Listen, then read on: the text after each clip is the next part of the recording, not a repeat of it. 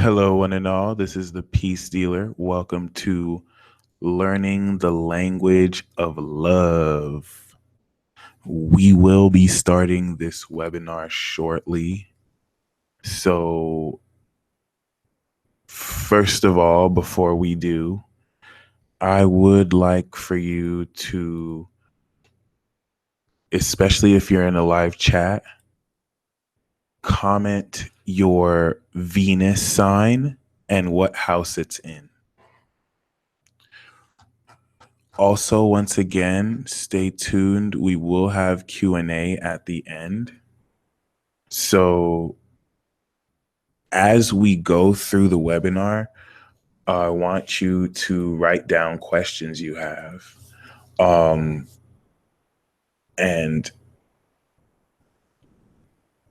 when we do the Q&A, ask your most important one. I'll try and get to one question for each person so we get to everyone. And then after we're done, we could, of course, ask more. So just kind of keep your questions about Venus till the end at the Q&A. And yeah, if you need time to get like a piece of paper or anything to write down, you can write it down in your phone or your head. Just kind of focus on your Venus house and your Venus sign, okay? And then I want you to interpret what that means. So before you actually get a deeper sense of what it means, I want you to personally interpret what it means to you. A lot of you will find you are really right about it. Actually, a lot of you already know it, but I want you to interpret it and then focus on it. This will be important because before the Q&A, we are going to do a Venus initiation, which will just kind of reestablish our connection and relationship personally with our Venus and our chart.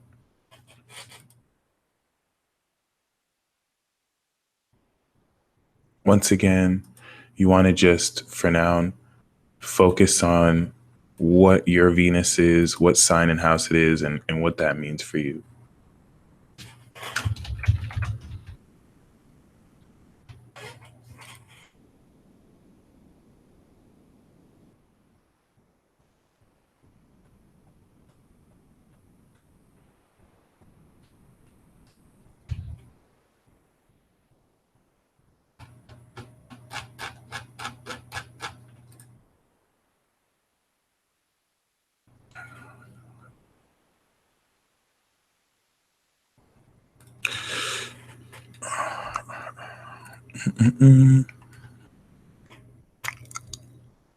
Let's go.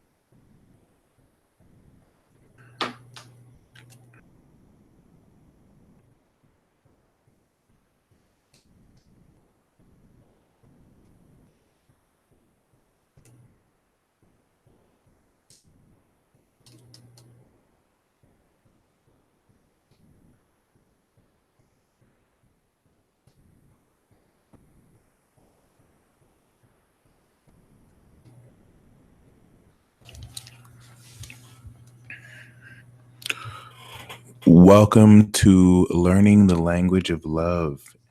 And in this webinar, we will uncover The mystery of Venus. Venus is most definitely a mystery. This web. And I say that because most people like to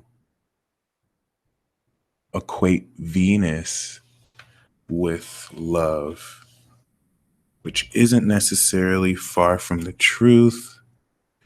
But if we take into account what Venus really represents, it would be more accurate to say that Venus is the language of love.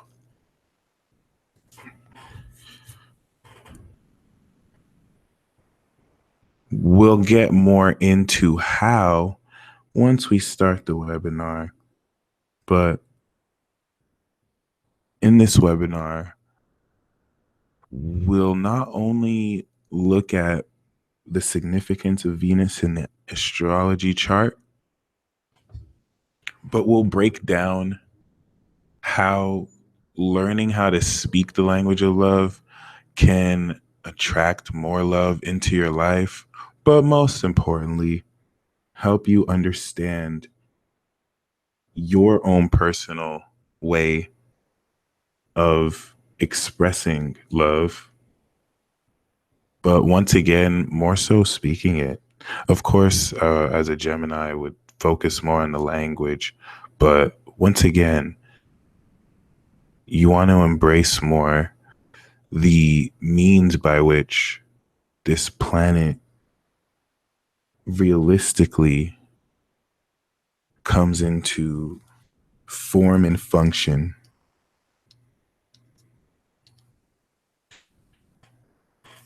If we look at the mythology of Venus, this is actually really profound if you keep in mind, whereas the other planets had a lot of worship from Romans and Greeks, Venus wasn't really popping in Rome during the early times. And originally, Venus is actually known as the ancient Italian goddess associated with cultivated fields and gardens. So, what is really interesting about this has much to do with the Taurian aspect of Venus, as later the Romans syncretized her to Aphrodite, the goddess of love. But it's just kind of interesting to note how originally Venus was associated with the Italians.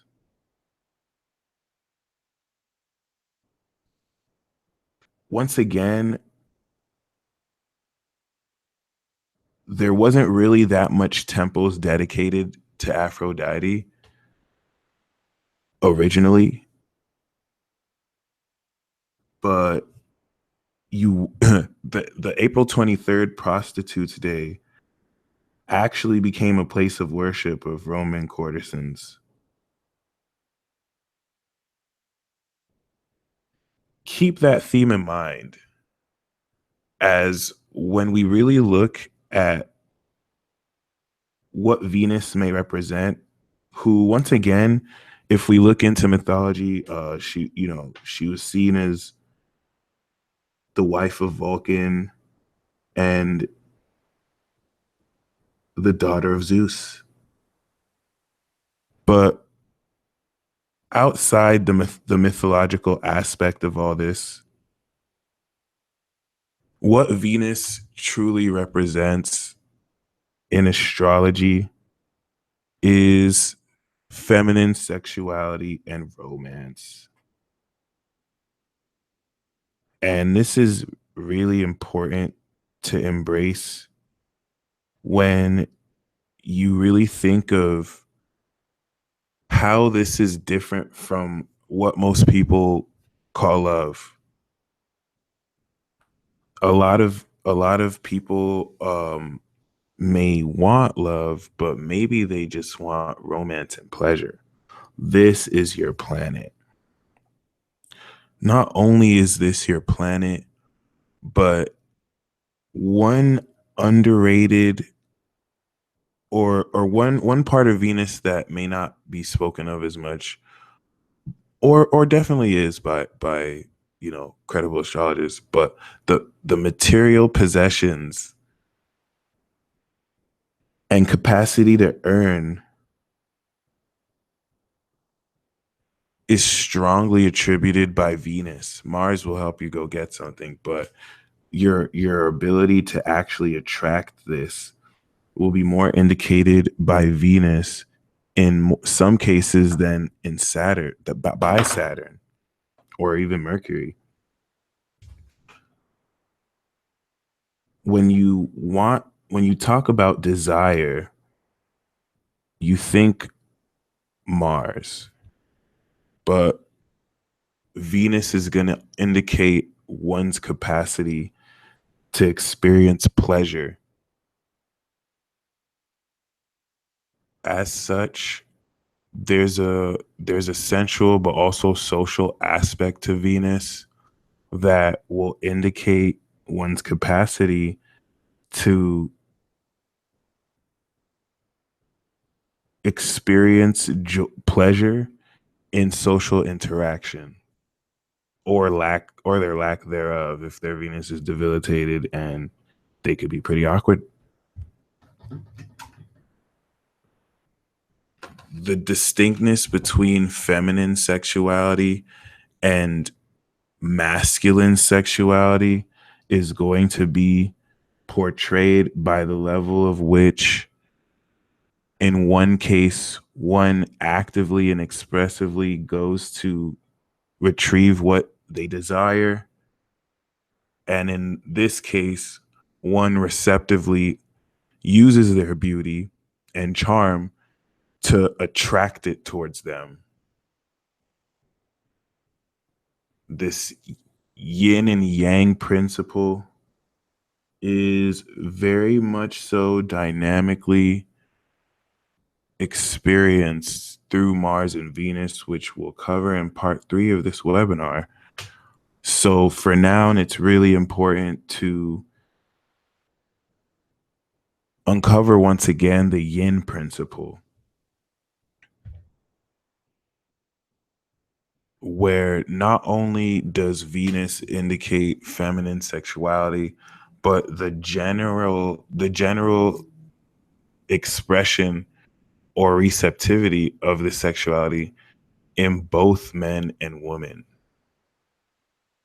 In which case, knowing how your Mars and Venus connect give you a basic look in how you balance your masculinity and feminine energy, which is why, natally, when you have this conjunctor trine, it's amazing versus when they don't have great aspects and you could clash with yourself, but create greater opportunity.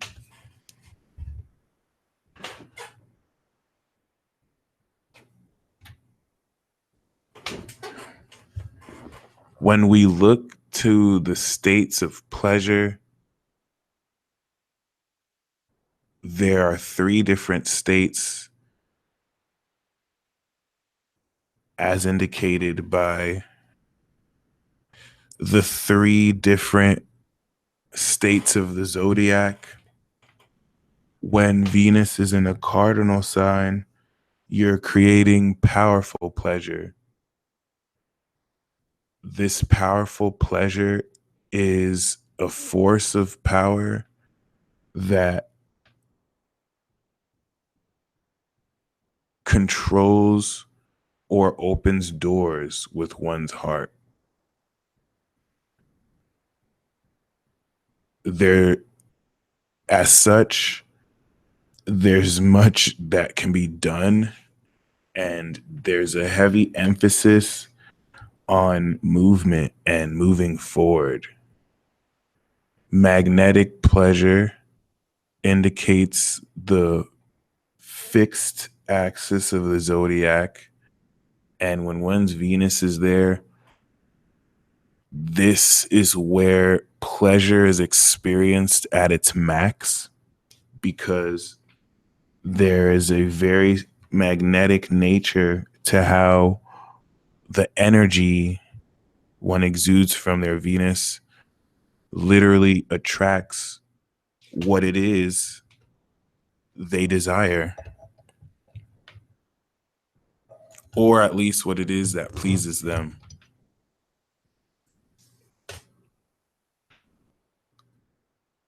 Magnetic pleasure is super strong. Powerful pleasure is super powerful because people with powerful pleasure can do as they please if they know how to use what they have. And it's the same principle with magnetic pleasure.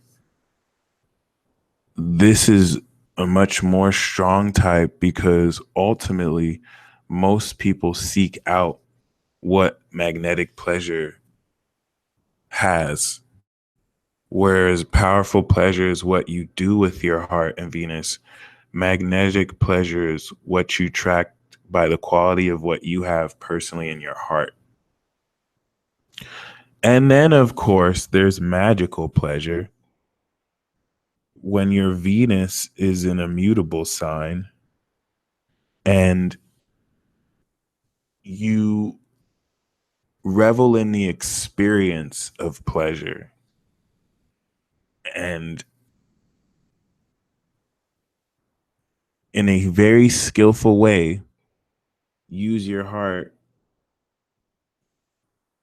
to change any situation.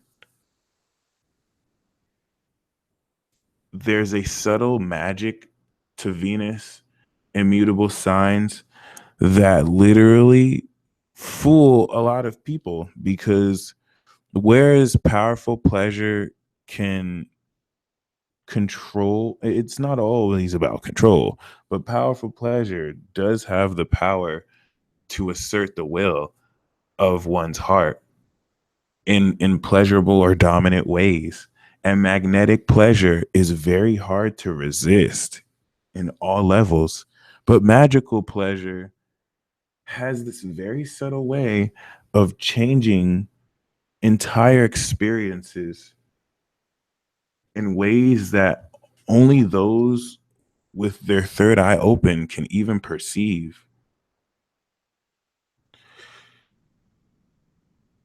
It could almost look like nothing is happening.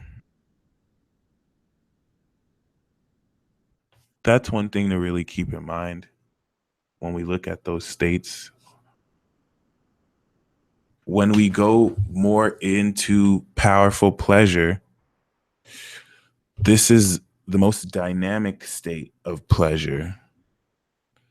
And once again, I just want to illustrate more that Venus is a lot more indicative of pleasure than love. When you go to a social situation or when you go to the grocery store, what is going to please you? How do you personally like to please others, and what brings pleasing naturally to you? This is what Venus centrally indicates. There are different levels of love. Neptune's going to give you a more unconditional divine love that a higher being would give to a human, which is just very strange to say. But the sun is going to give you that vibrant love that courses your heart with invigoration and energy. Venus is going to give you that sensual pleasure that opens up your receptive level of sexuality. And when your pleasure is powerful in the mode of Aries, The fire form of this power brings with it a fierce excitement, and this fierce excitement could be felt in a whole bunch of powerful ways. This fierce excitement brings with it a raw dynamic of force that quickly sparks and leaves as quickly as it sparked. The the psychic nurturing is a water projection of this subtle energy, which literally can make you feel how they feel. Venus in Cancer is one of the most dangerous Venuses for people, for men and women who are seductive and don't fall into their own swamp of energy. Psychic nurturing can nourish one's feelings with the love or really expression of pleasure of one's heart. And because emotions are not necessarily the most developed within most, those with this may go completely undetected in ways they use this power. But regardless, it's really awesome to have, unless you don't have great balance and you allow your heart to override your logic. And when we speak of logic now, social pleasure comes from the Libra version of this powerful pleasure, where pleasure is derived and gained through one's social connects and actually expressing what pleases them in very classic and artistic ways. This is an intellectual power that takes logic and puts it in palatable bite-sized chunks that you want to share and show the community around you, while also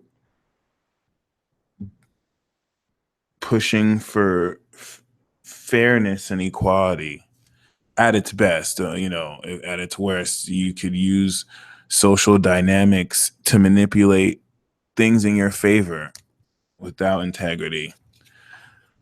Once we get to integrity, we talk about Venus in Capricorn now, which implements power dynamics and the ability to literally control one's sense of pleasure as one sees fit. This is going to bring a great love of success that drives one's ambition and links it directly to their heart. All forms of these excitement and power dynamics will indicate a very great level of how one opens up a much better level of force, but also direction. And in order to please people with this energy, you must have a sense of direction that aligns with theirs.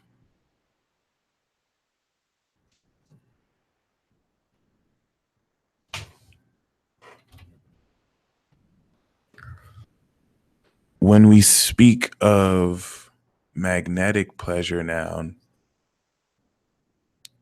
the earth element, or the Taurus level of this, is experienced in tactile bliss. which takes one's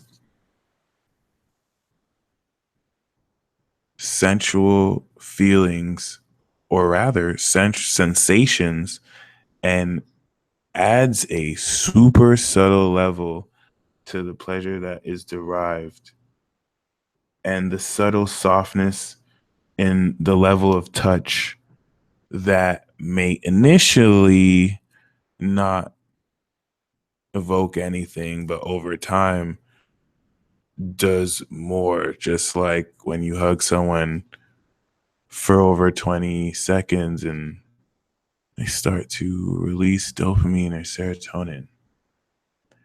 This noun gets taken to a higher level at Leo with vibrant love, and literally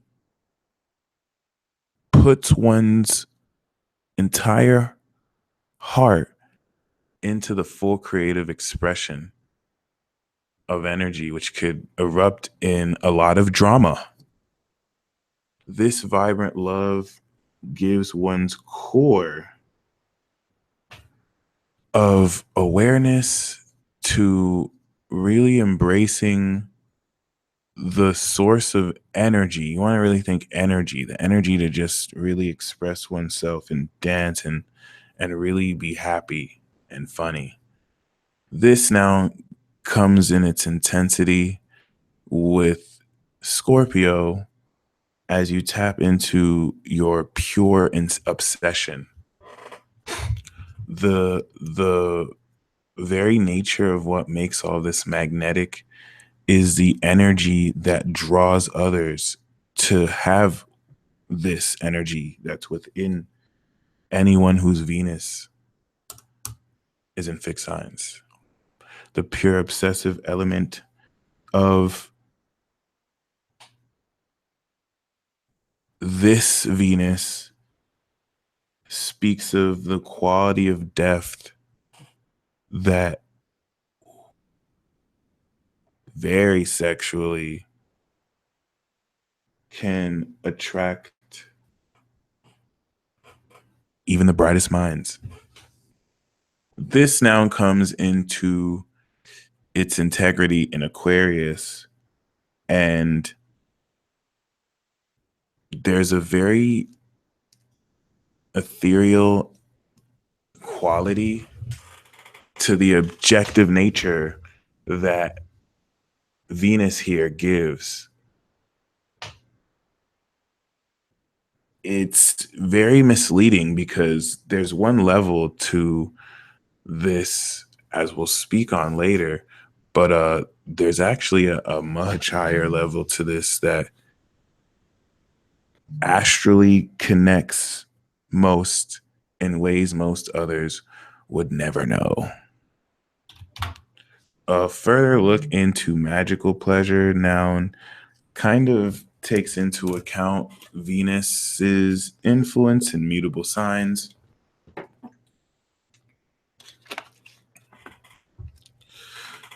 This now illustrates in Gemini sweet nothings that energize the focus of one's mental energy and power through their heart, using the dynamic and elements of words to give and receive pleasure. Subtle love, which I purposefully say with Virgo, because there's a very subtle level to how one can experience pleasure in the little nitty gritty details, almost freakishly so.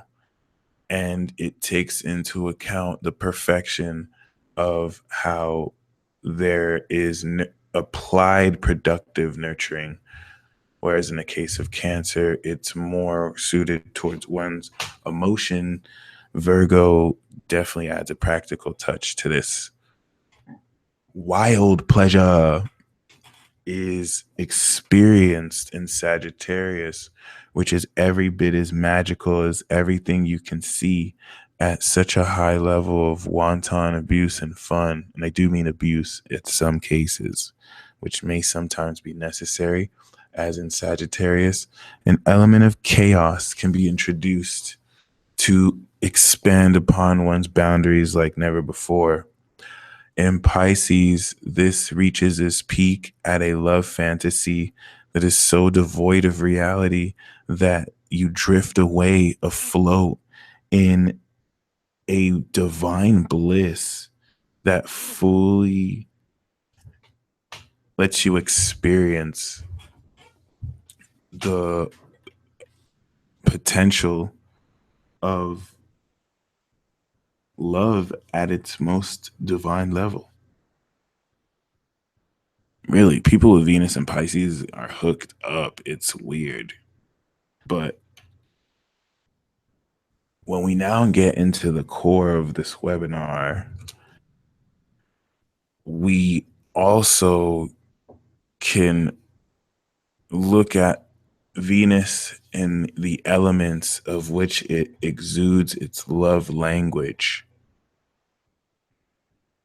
In the fire signs, Venus speaks a very passionate love language where there must be a strong sense of passion and charisma evoked for you to stir the fires of the hearts whose Venus is in those signs. When Venus is in the earth signs, there's a sensual love language that's subtly expressed through one's touch and, most importantly, through practical things that show one that they are invested in the other's life. Venus through the air signs will now give one an intellectual love language that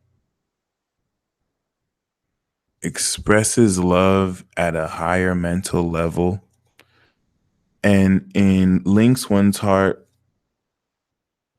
to gaining pleasure through mental stimulation and the communication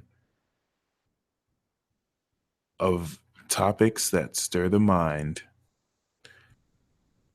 The sacred love language is usually the traditional way people kind of view Venus. This is where love gets really romantic and you show someone you care. This actually kind of represents 1/4 of the mode of Venus and how she speaks in love. But I say sacred because this implements a psychic level of love that actually,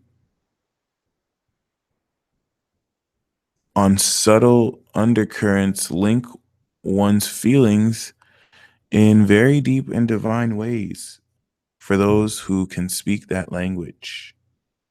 One thing with each element of this love language is you either got it or you don't. Even in progressions, it would take near the end of the progression to fully encapsulate it, like one who naturally has it. The passionate love language, once again, breaks down in Aries through exciting love, where love has to be very exciting to even evoke the heart of one whose Venus is in Aries. This excitement gets sustained very much so in Leo, where we come into a very creative love, and the creative element of Venus here takes the pleasure that was sparked in Aries and adds so much more heart and love to this, where as in Aries, the exciting level of this could be more personally focused. This now comes out into joy in Sagittarius, where there's more fun love that's just more focused on experiencing this passion. So the Aries part does stuff with this passion, and you speak by doing. And the Leo portion revels in the creativity that you have and they have of this passion. And the Sagittarius is how well you can experience the passion.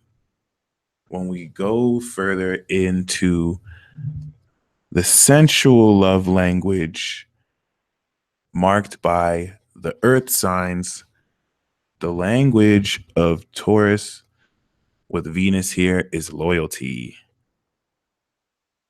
The language of Virgo is consistency, where in both cases, this is marked by the level of practical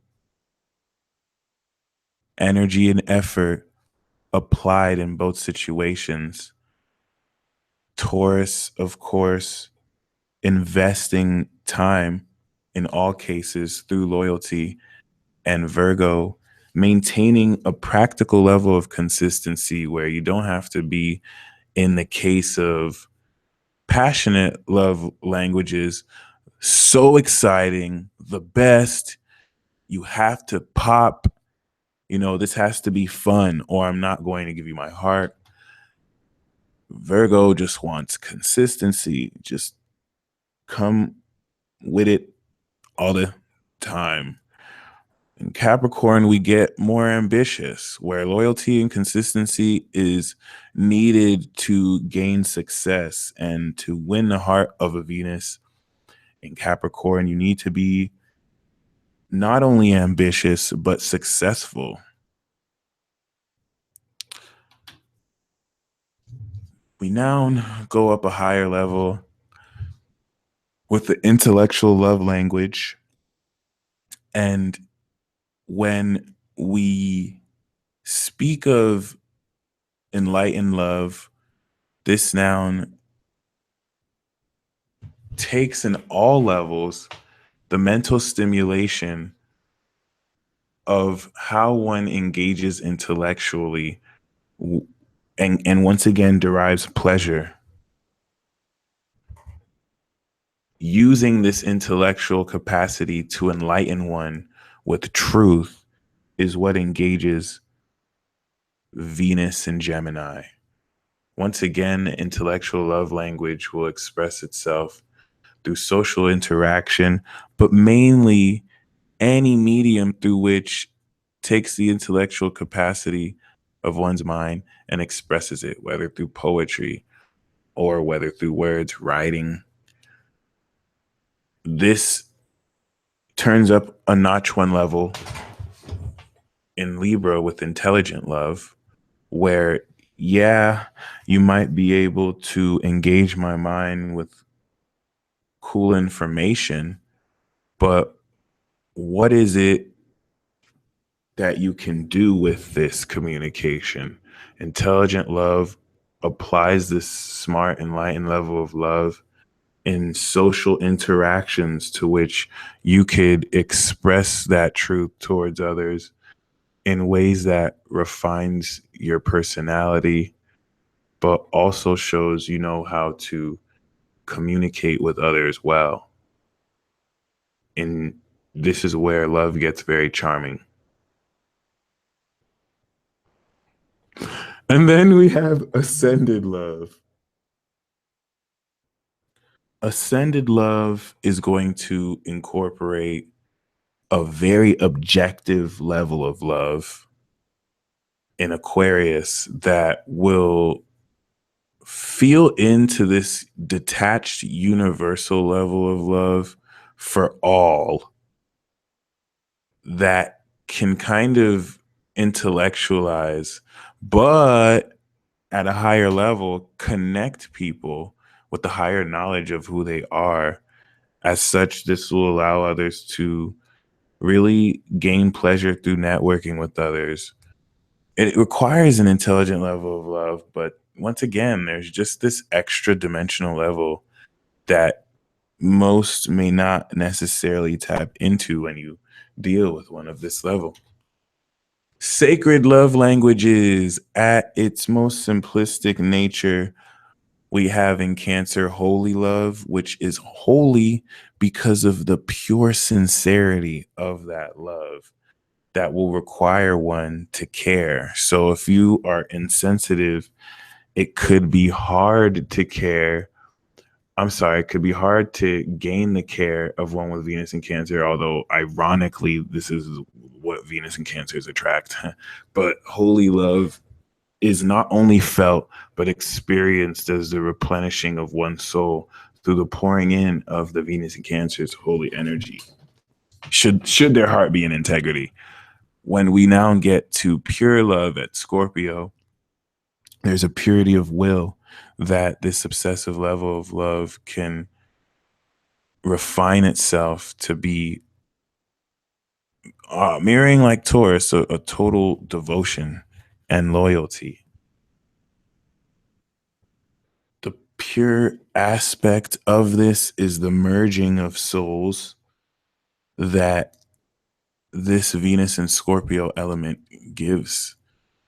And in the case of divine love, we now experience this sacred quality at very heightened levels, which incorporates the unconditional nature of love. In order to speak this sacred love language, you have to really be in touch with your inner self and inner emotions.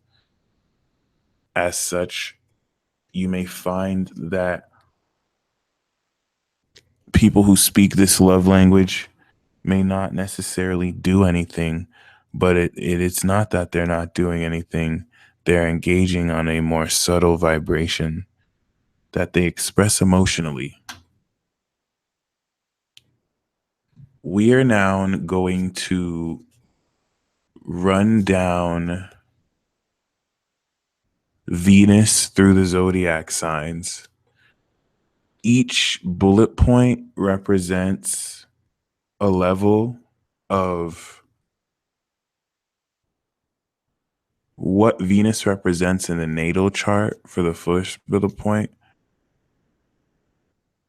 The second bullet point will more or less indicate the lesson of Venus, or not the lesson of Venus, but the purpose of Venus in this sign, or what it is.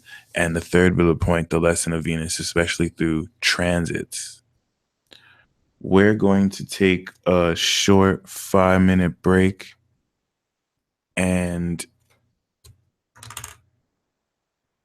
now that we've uncovered the states and elements of Venus,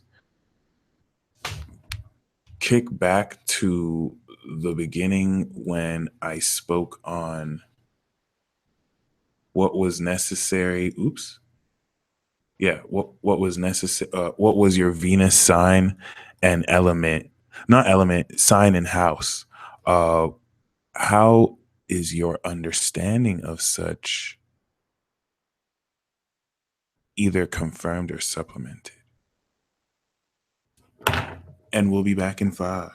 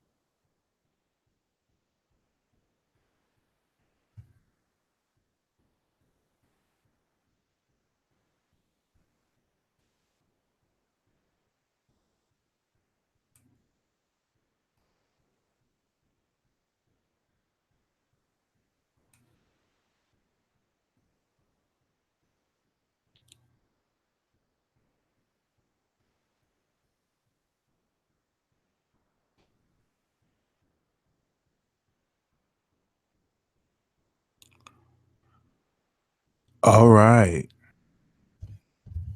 Welcome back.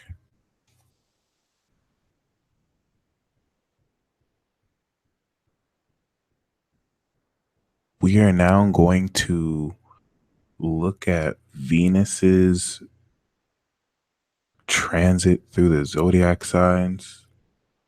So you want to look at Venus as you want to look at Venus's effect here natally, but we'll also talk about what you can experience when it goes through the transits.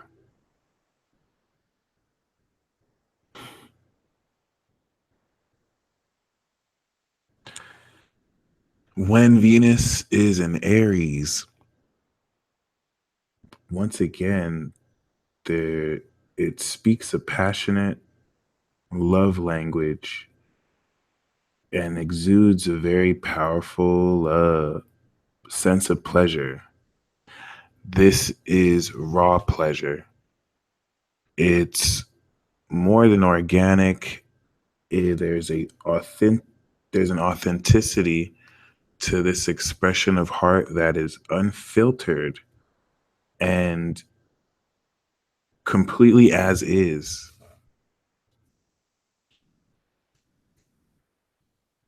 There's a raw energy that is also felt and exuded, which aligns one's sense of pleasure to one's instincts. And once again, the raw level of excitement needed to stimulate one's heart will indicate how powerfully a Venus and Aries gains pleasure in interacting with you, and vice versa.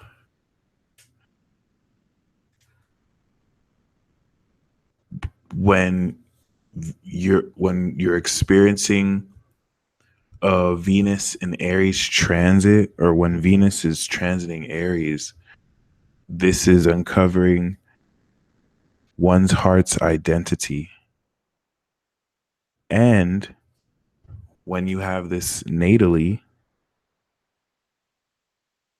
while sending this natally, you also uncover one's heart's identity through the uncovering of your heart's identity.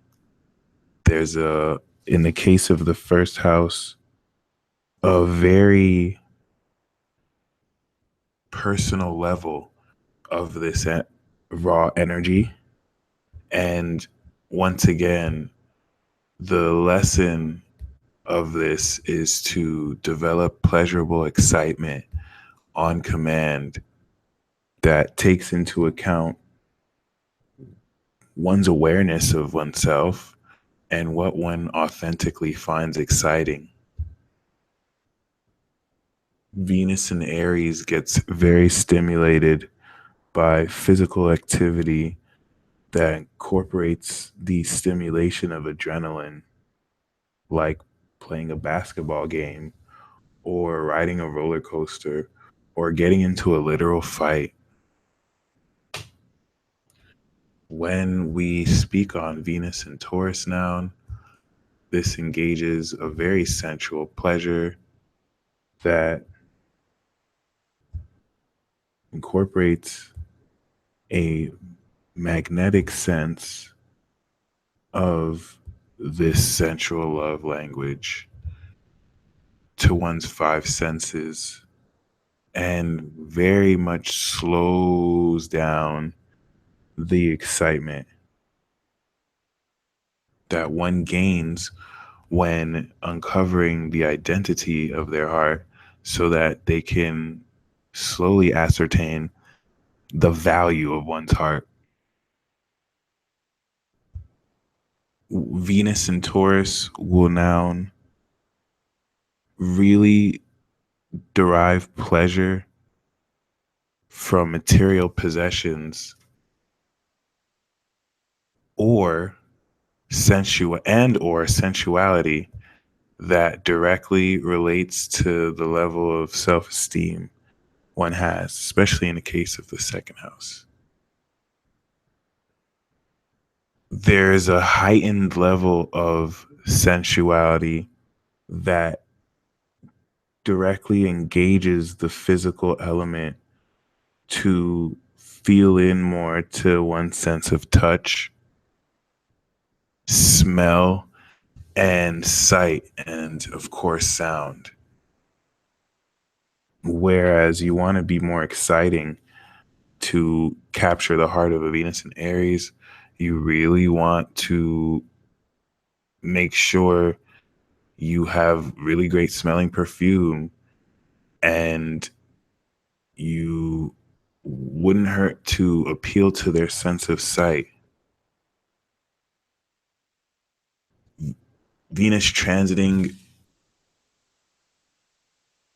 through Taurus or natally will manifest one's heart's confidence in the level of which they stand strong, which is what makes this a very stubborn Venus position, as there are traditional values that will more or less indicate the motives of loyalty this Venus position will demand. In Gemini, this noun extends this level of pleasure in a mental way, incorporating the magic of truth, so that in the case of transits or natally, you uncover one's heart's truth.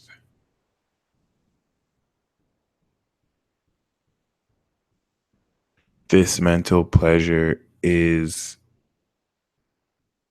experienced instead of given in the case of Libra. And the experience here lets you tap into the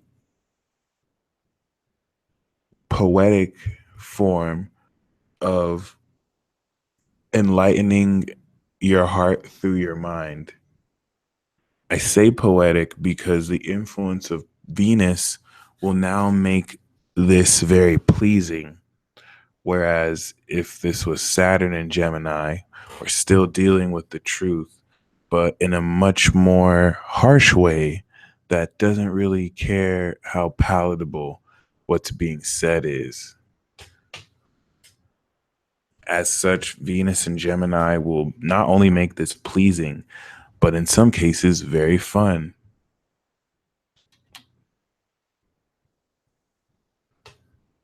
Venus in Cancer now engages in a very special level of pleasure that really utilizes the psychic energy and projection of one's heart. There's a very subtle level of nature to this Venus because most people lack the emotional depth to feel into the undercurrents that Venus in Cancer will feel into through one's heart. So by the time one does, by the time one is even aware, they may not even know to the level of which they've been emotionally manipulated or, let's just say, influenced, for better or for worse, because this special pleasure is going to express itself in not only a nurturing, but a psychic level of just knowing what one needs.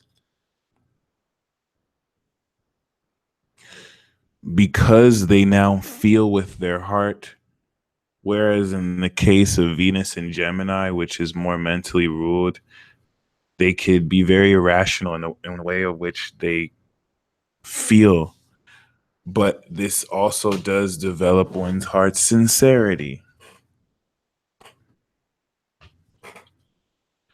And the lesson of Venus in Cancer is to develop holy pleasure, which refines the level of which they nurture with proper boundaries. But I really do mean holy in a sense where it's just so vibrant, it can heal any emotional wounds because of that nurturing. Venus in Cancer is very profound in that sense.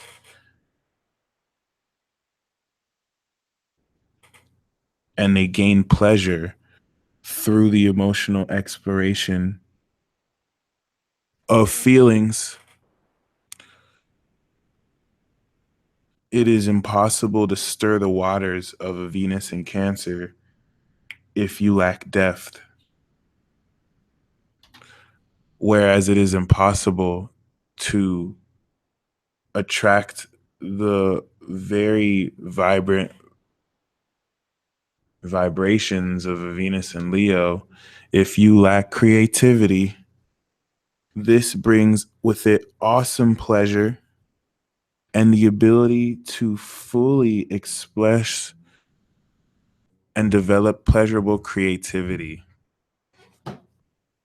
Venus and Leo now adds heart to pleasurable expression and really uncovers the heart's love.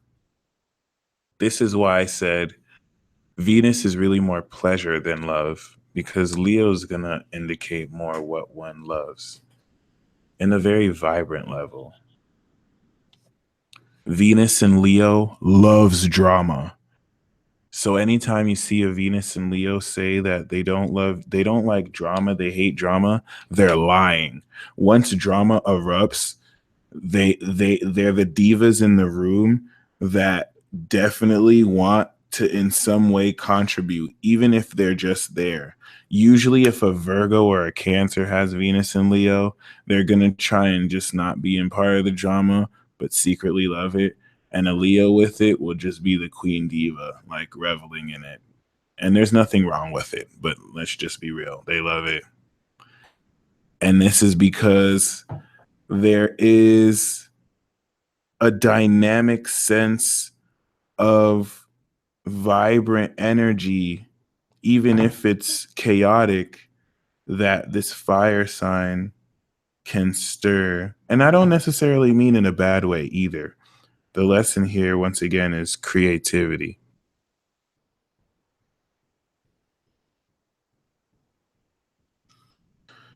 A Venus and Leo can also uncover the heart's love in other people. And once again, as you look at these points, the Venus and Aries, go away. The Venus and Aries does this to other people. The Venus and Aries will uncover your heart's identity. The Venus and Taurus will uncover your heart's value. The Venus and Gemini will uncover your heart's truth. The Venus in Cancer will help flesh out sincerity in a way to express your pleasure. And Venus and Leo will inspire you to love when you see them express their heart's love. So Venus in Virgo represents the perfect pleasure.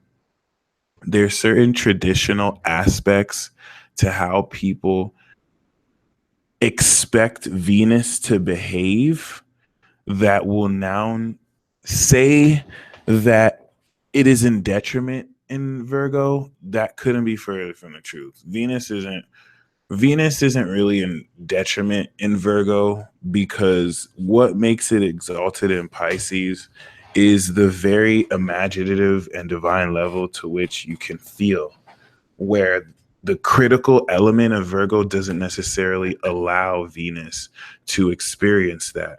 But that's not necessarily, once again, true in most cases, where that critical element can perfect the heart's behavior so that one puts into place everything that's needed to fully integrate pleasure, not as just something they do, but something they experience in every part of their lifestyle. This is actually the Nine of Pentacles card of independence and like financial success. The loneliness aspect will only indicate a imbalance of unreasonable expectations, but once again, this expression of love really perfects how one not only experiences and speaks their language of love, but develops perfect love by once again perfecting one's heart's behavior. This is now a prerequisite to experiencing classic pleasure, which incorporates a necessary element of fully taking the raw element of pleasure and balancing this with another person's being. What was noun personal is noun altruistic. And this is where the element of charm comes into play. This classic pleasure is classic because it fully depends on who it is expressed towards, which very greatly develops the heart's artistry. What was creative in Leo is now polished to a degree that fully captures the alter ego of the raw nature of their personality. And as such, helps one develop pleasurable balance.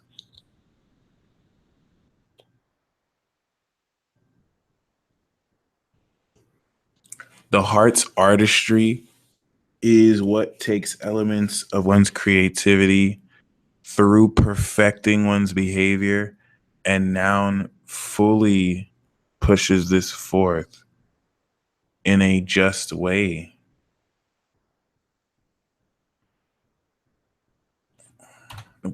Venus and Scorpio will now uncover pure pleasure.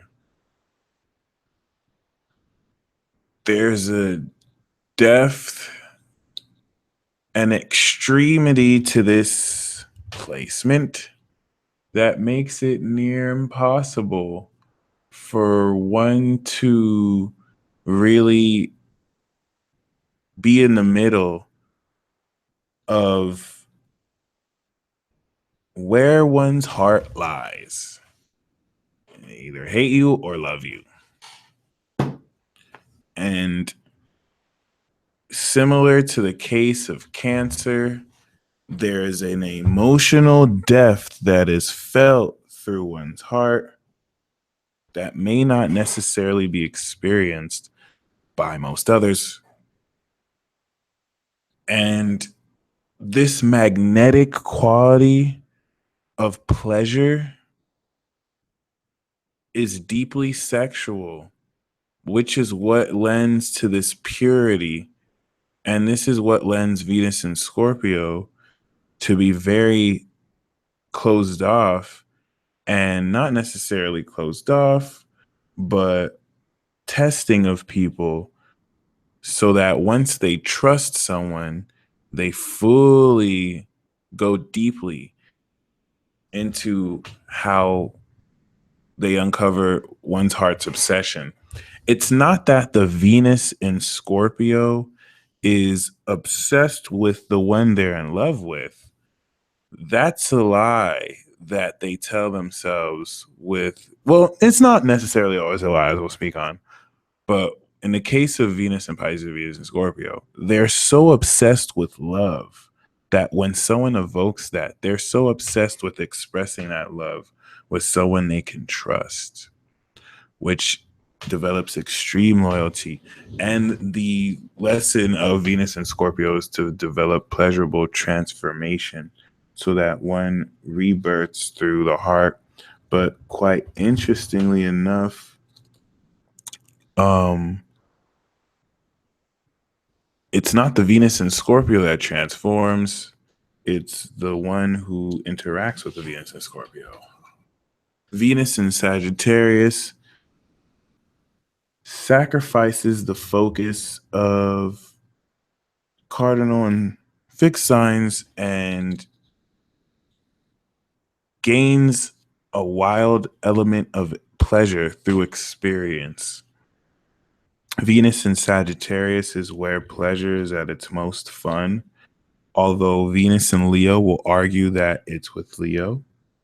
However, Venus in Sagittarius will fully flesh out the experience of this pleasure to where one needs to actually feel into the vibrant fun and passion, which you can. The heart of a Venus in Sagittarius will evoke fun and optimism and laughter just in their energy field.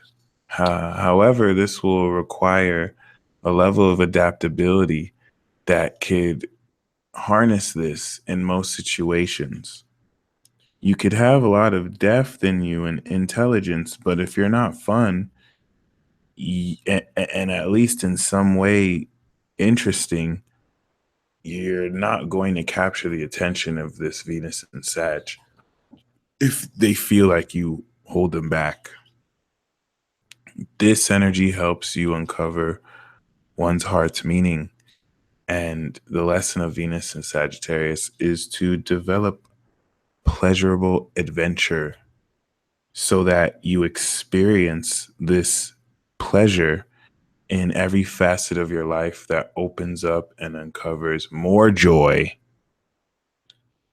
As such, the Venus and Sagittarius will uncover the meaning of your heart because this is all about inspiration through pushing the boundaries in wild ways.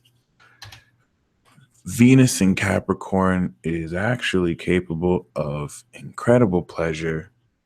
However, the main feature of Venus in Capricorn is the power in which it exudes, as it loves to relish in success and full realization. Venus in Capricorn will not be so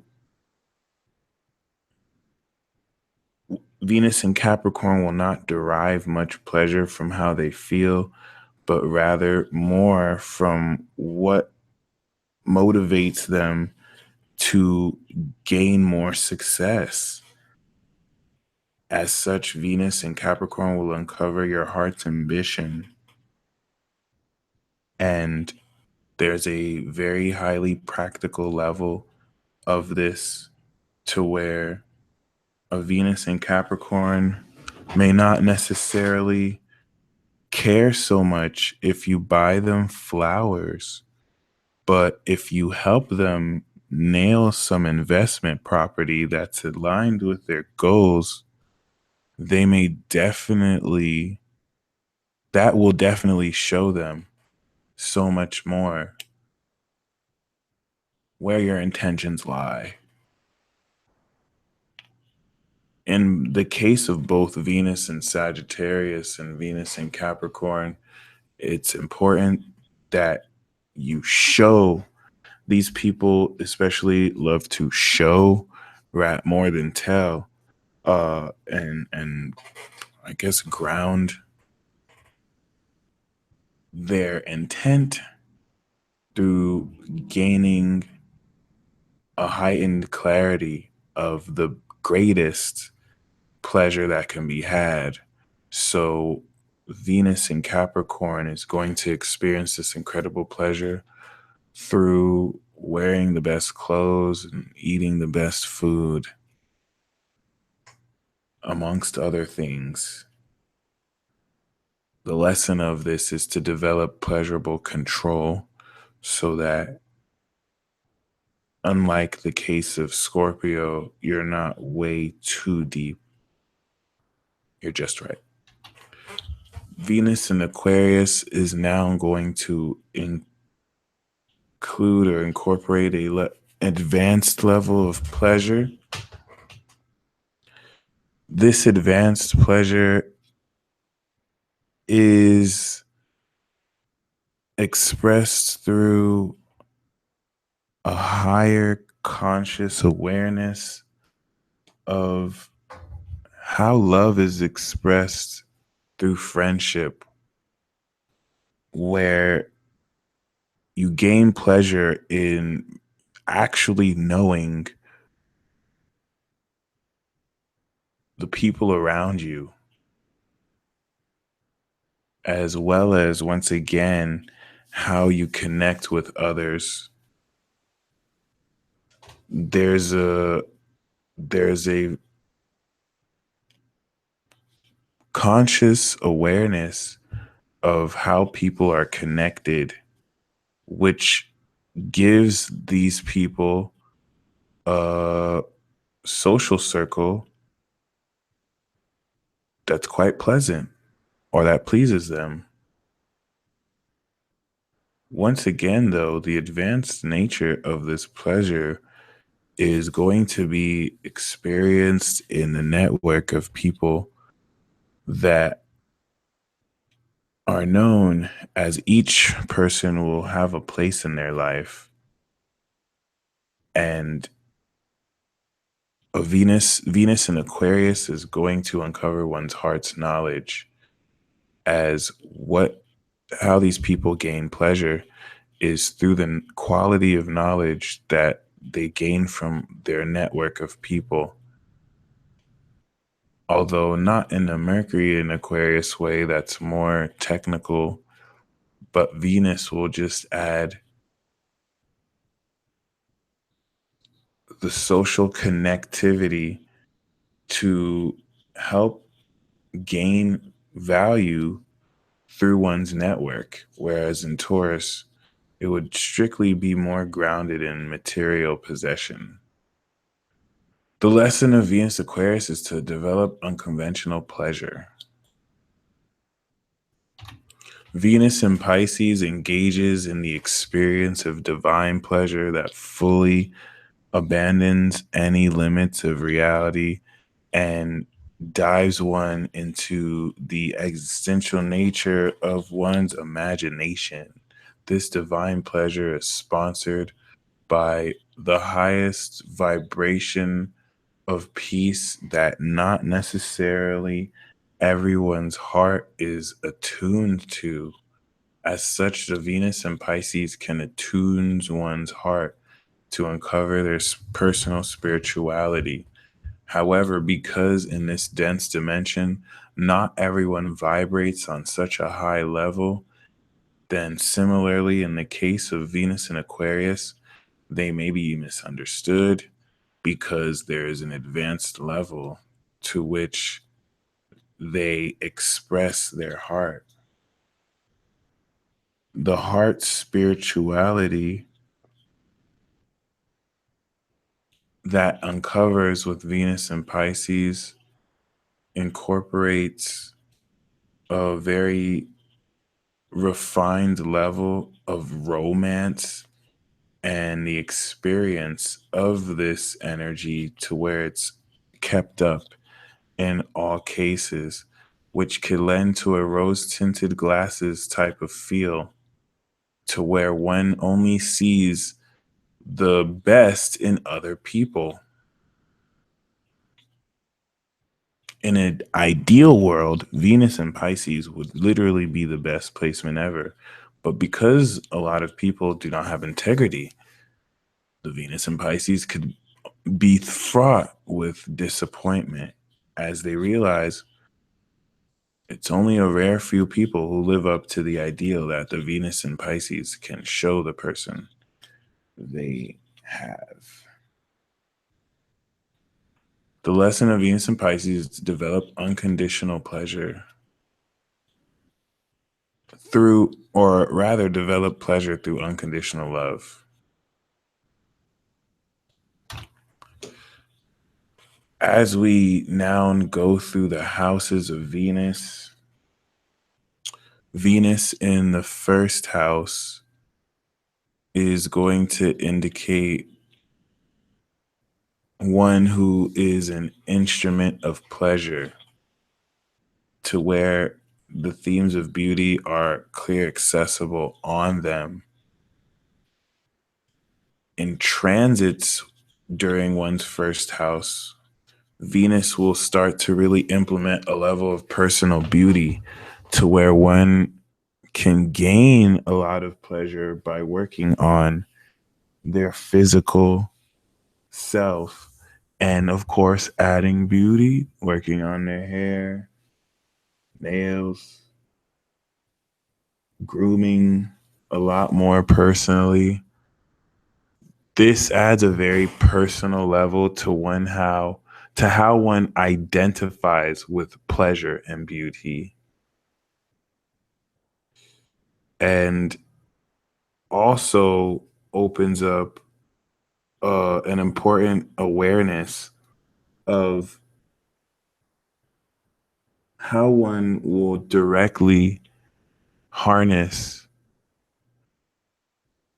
the pleasure that they're willing to experience in their life. Venus in the second house is now going to literally manifest pleasure directly, adding a lot of beauty into what is produced. So there's more desirability and attractability. If three people manifest something and one person has Mercury in the second person has Venus in the second, and the third person has Saturn in the second, the person with Mercury in the second will take them the quickest to manifest. And it'll take the Saturn in the second probably the longest. But the Saturn in the second, whatever they manifest, would probably be the most powerful and long lasting. Mercury won't probably last as long, and it would probably just be manifesting certain information.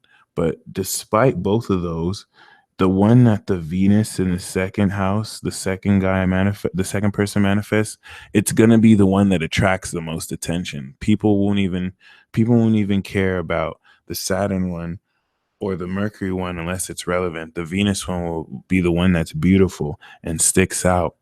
And the Venus in the second house is able to attract value in not just possessions, but once again, things that are worth the time and space. The lesson of Venus transiting the second ornately is to develop confidence in beauty that's established once it's in the first. And Venus in the third house now takes this level of pleasure and aligns it with one's skill and level of attitude and learning. And I do mean attitude and learning in the sense that there is a very great love for learning. Venus in the third house can actually make the whole act of going to school kind of fun, given a positive ninth house aspect. If the teacher is good, then these people kind of love to gain, not just learn, but learn new skills. Venus in the third house will also give to it a pleasurable attitude to where their ideas are beautiful, albeit a bit vain sometimes, but very pleasant. It could also really make for someone who is a vanity or gossip writer because they'll be conscious of how these more mundane topics circulate. The skills a Venus in the third may have could help with modeling as well, as they're able to develop a representation of one's brand in beautiful ways. Venus in the fourth house now actually, believe it or not, incorporates a more private pleasure. You only want to think of emotions and like feelings when Venus is in Cancer. The fourth house is totally different, and I want you to throw away the whole notion of family too. Venus in the fourth is strictly private because there are going to be certain relationships that will be under the radar of other people, which is what makes this soul filled, because what pleases Venus in the fourth are elements of connection that really derive depth and really knowing someone, where the Venus in the fourth has to bring you into their private world. So Venus in the 12th can be a bit clandestine and hidden, but people may not be aware Venus in the fourth is very similar to Venus in the 12th, and opposite to that with the public in the 10th. Everything that's behind closed doors gets its foundation in the fourth. But this really does give one access to soul-filled relationships that are very pivotal to one's soul growth and development, and also integrate one with one's more personal friends and family, but not in an emotional aspect like Cancer.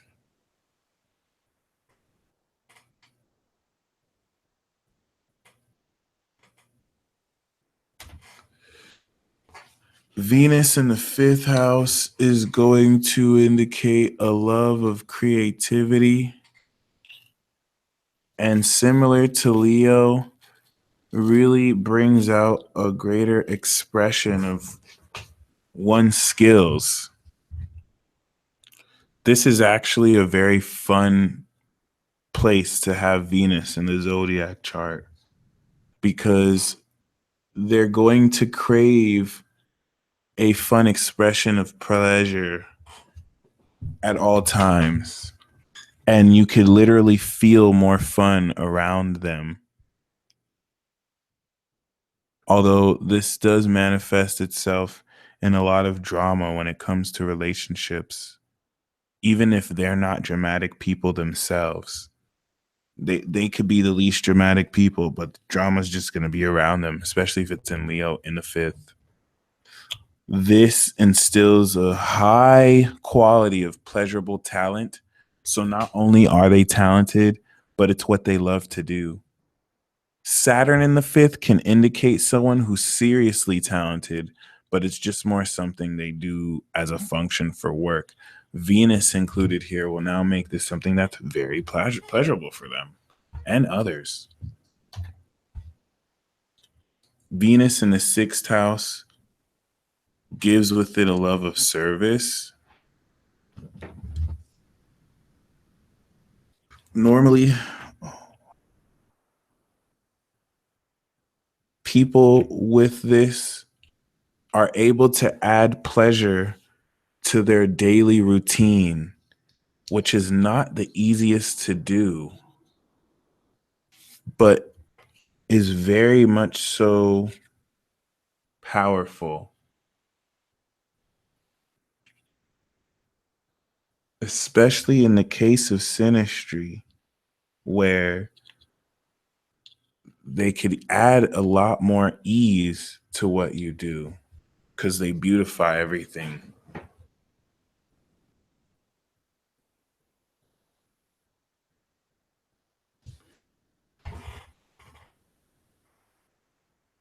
In the case of the sixth house, there's behavioral pleasure development that occurs in an important way, which takes one's behavior and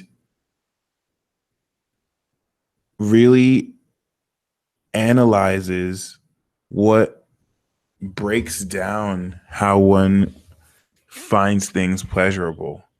It could kind of suck the fun away out of it, where the fifth house is more focused on just experiencing it.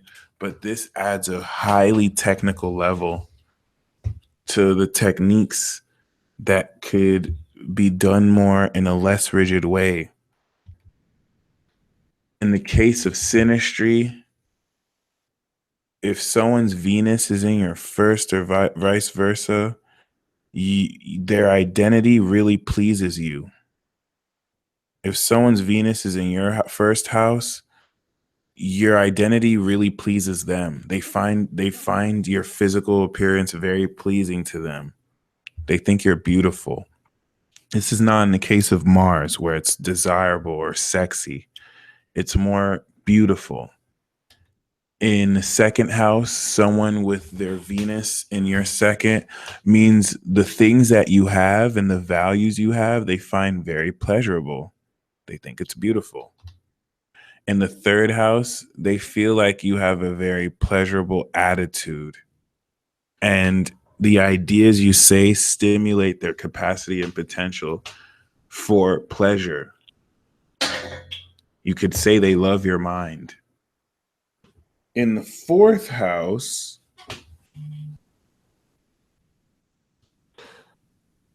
what the Venus person loves about you is who you are behind closed doors. And they find your private domain pretty pleasurable. In the fifth house, the Venus person will find your talents pleasurable and how you express your creativity. In the sixth house, once again, the Venus person is going to love your lifestyle, and they're going to find the work you do pleasurable and your behavior. In the seventh, they're going to find you pleasurable. Whereas in the first, they're going to find more beautiful your identity. They're going to really find pleasurable being with you and actually doing things with you. There's a love of companionship that Venus in the seventh in general brings.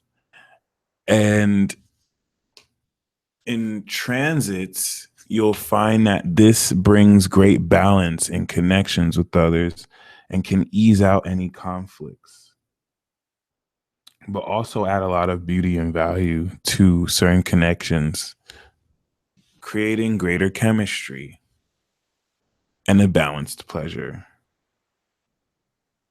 Venus in the seventh is great in synastry because this is going to indicate someone who literally derives pleasure from actually partnering with you.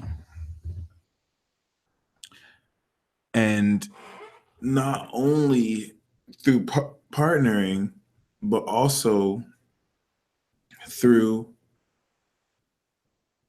the completion and compromise of both energies. Venus in the eighth house brings with it a love of intimacy that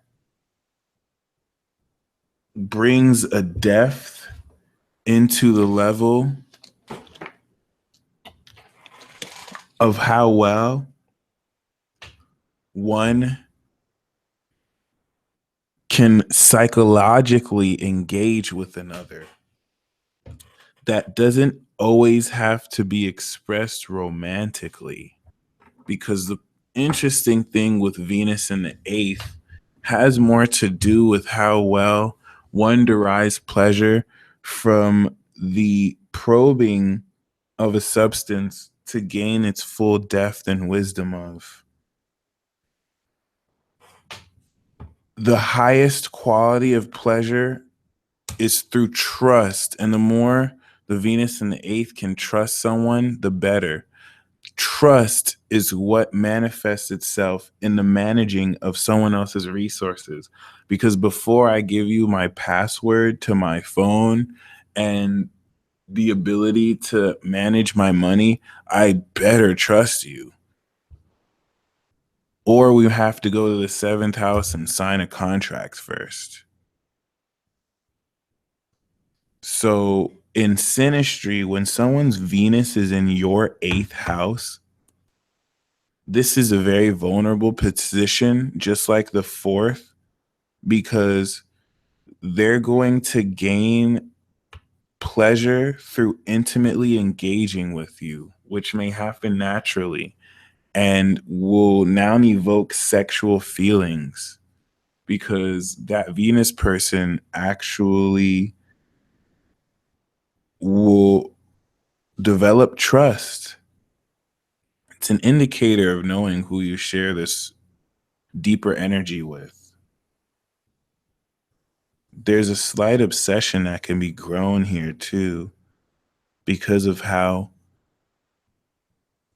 they apply that pleasure in magnetic ways.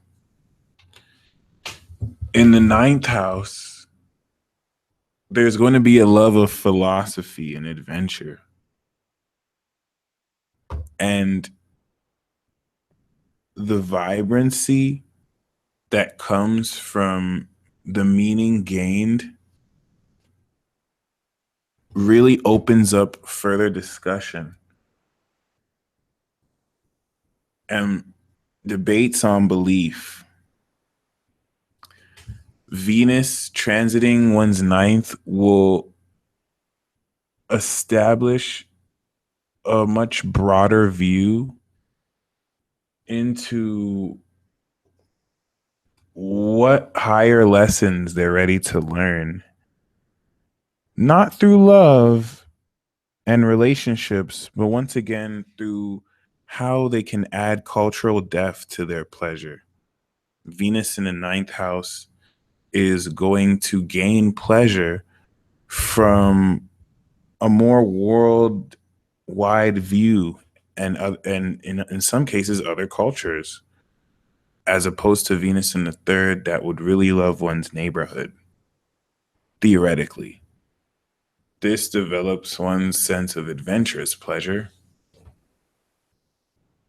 But one thing I've noticed, when someone's Venus is in your ninth house, they can teach you how to please. They can teach you how to integrate pleasure in your belief system in ways that change the way you experience pleasure, and also introduce higher ways of experiencing pleasure that put you on game. What the Venus persons and the Venus in your ninth, they're going to love your beliefs, and they're going to love how you see the world.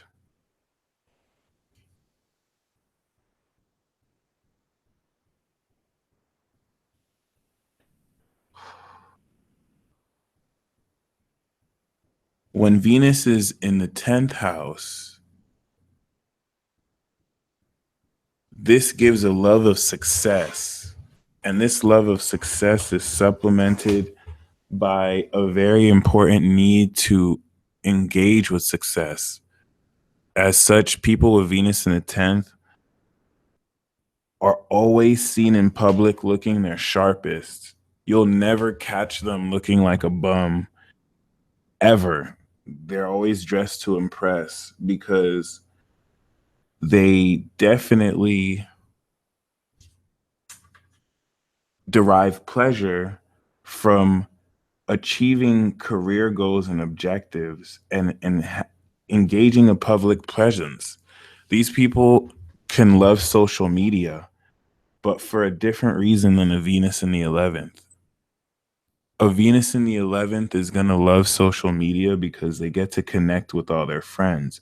A Venus in the 10th is going to love social media because they can post a picture and it's going to get 1,000 likes. So neither is better than the other, but Venus knows how to use its charm and beauty to gain pleasure from from the masses. This isn't necessarily to be confused with public displays of affection.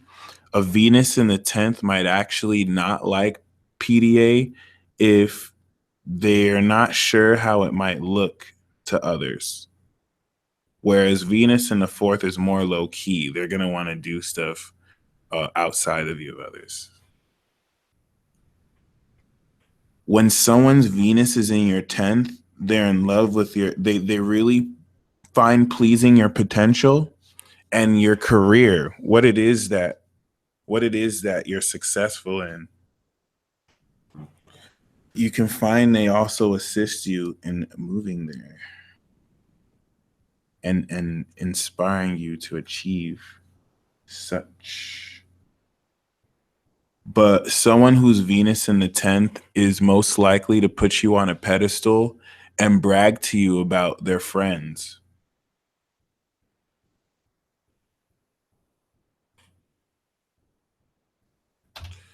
Venus in the 11th house will bring with it a love of networking that really incorporates the experience and magnetic quality of knowledge through having fun with other people. It's an extension of the seventh. Instead of just being with one other person, it's like being with friends. Not necessarily just because of the friendship aspect in Aquarius, but once again, the ability to network and connect what one has with others. This is taking the second house of personal possessions and linking it to everyone else's possessions, which is why you have to have trust in the eighth. So you build a nice community where Venus will be the modeling agency, as an example.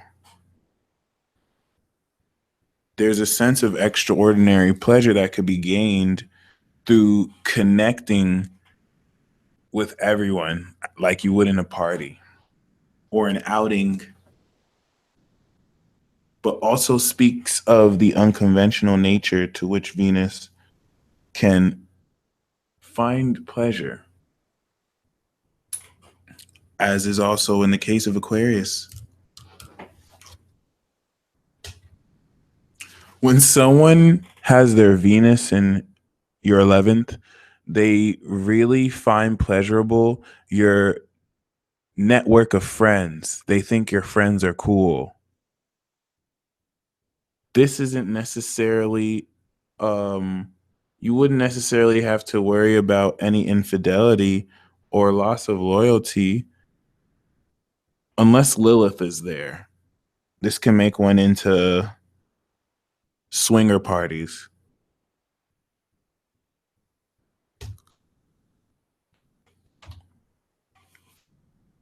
Finally, we have the love of fantasy indicated by Venus in the 12th.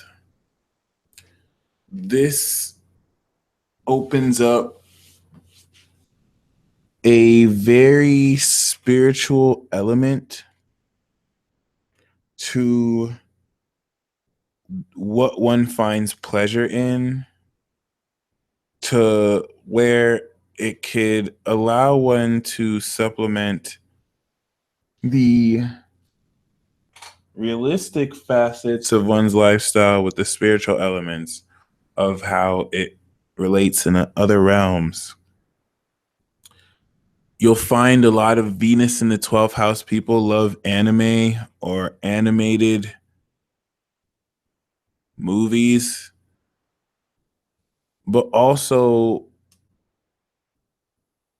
energies that incorporate the non material.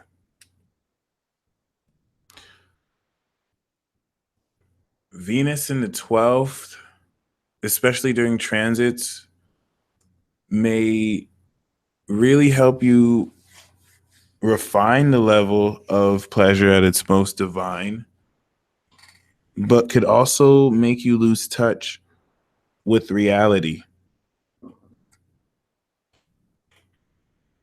through the use of psychedelics in some cases, or primarily one's imagination.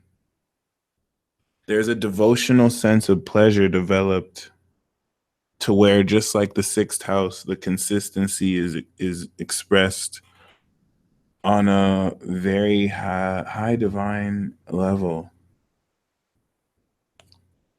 Or this could just be a devotion to completely being in a whole nother world.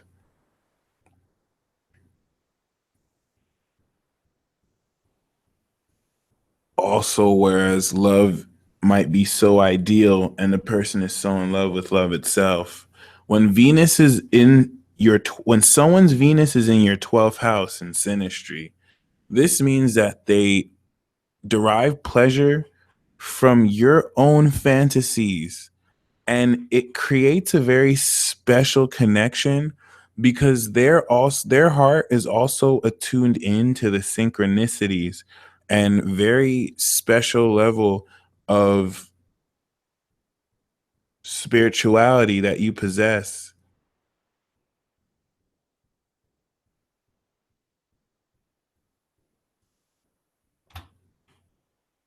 When we now speak of the sun and Venus in the zodiac chart, this is what gives us the awareness of pleasure. It's important to really know where the sun is in relation to your Venus, because this is what's going to allow you to know whether you can harness your own personal beauty or whether you get in the way of doing such. There really isn't a bad aspect you can have with the sun and Venus. Some are just more flowing, easier, and some are just more challenging.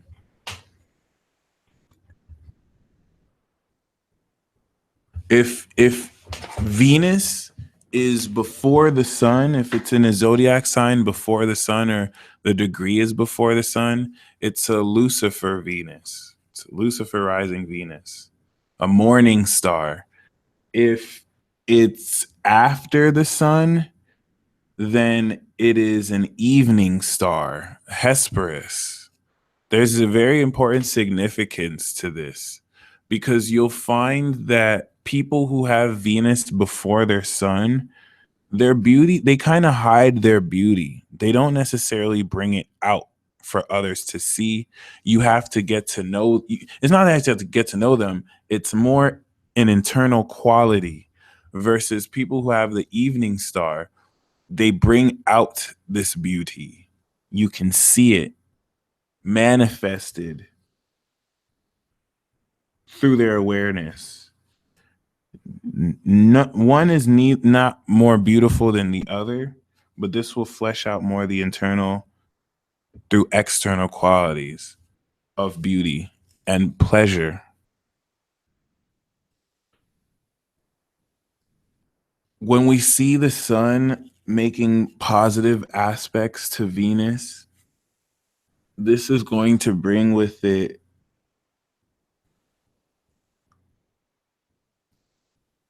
a very great level of awareness in ways that open up powerful opportunities in the case of the sextile, and the development of talents in the case of the trine. Squares and quincunxes could sometimes blind one to how one sees beauty, and they may usually need outside influences to help them uncover such. In the case of the square, the first quarter square of Venus to the sun, this could actually indicate someone who uh, doesn't necessarily express their beauty unless it's in a private sense. They might not necessarily be, they may not publicly express their pleasure, as is in the case of the third quarter square.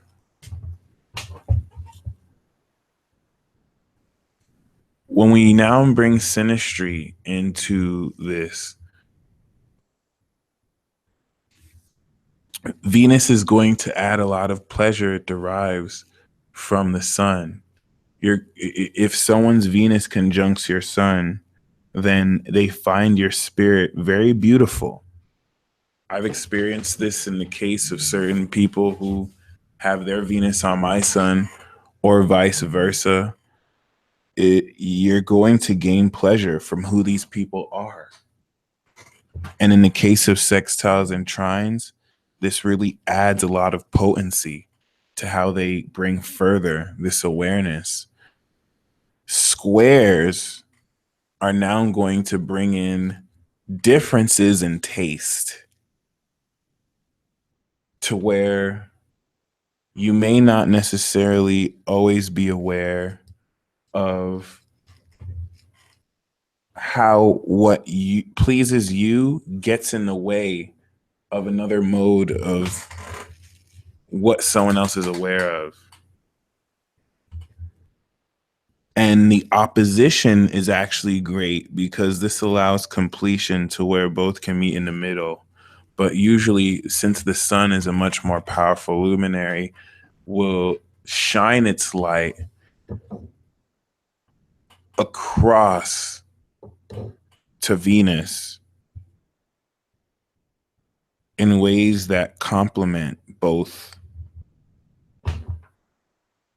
in cases where they don't clash and oppose. Mercury and its influence with Venus will very importantly uncover how one communicates their pleasure. As such, very skillful people or skilled artists have Mercury conjunct Venus, whereas Venus and Mars are going to indicate strong passion with pleasure, and it'll probably indicate a more passionate artist. Mercury and Venus will indicate a more skilled model or artist that knows how to process intellectually the pleasure they are experiencing. Positive aspects with Mercury and Venus will indicate how well one is able to literally talk about what pleases them, especially when it comes to expressing their ideas in pleasing ways. Even challenging aspects don't necessarily make the potential one can communicate pleasingly harder. It just adds more challenge to what needs to be balanced and can give one an even more dynamic edge. In synastry, this will have much to do with mentally understanding what pleases another. And when one's Venus conjuncts your Mercury, what they find really pleasing about you are your ideas and your mind. Look to a square to cause certain clashes, but not necessarily an impossible nature of connecting. You may find that the Mercury person's ideas uh, don't always align with what the Venus person finds pleasing, where in the case of the trine or sextile, it actually extends and adds on in more creative ways. Moon Venus is really one of the more important aspects because there's a subtle psychic nature to one's connection between heart and soul that adds so much receptivity to the capacity of pleasure one is able to feel into.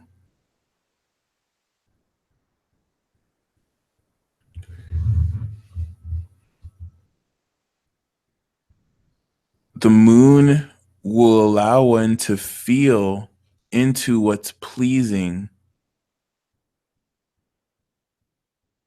to one's heart, adding a very beautiful emotional connection to how one engages sensitively to life. It may not always be the easiest to have difficult aspects between Moon and Venus. Thankfully, they'll never feel harsh, but in the case of the square, what could be pleasing to your heart may not always feel the best to your moon.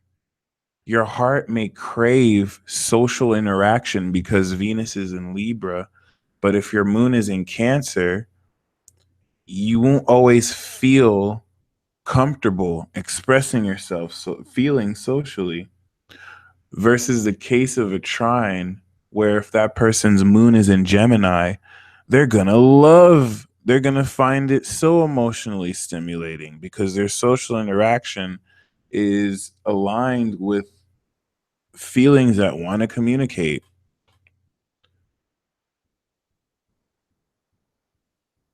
In the case of the opposition, though, this could be a lot more difficult where you may please success.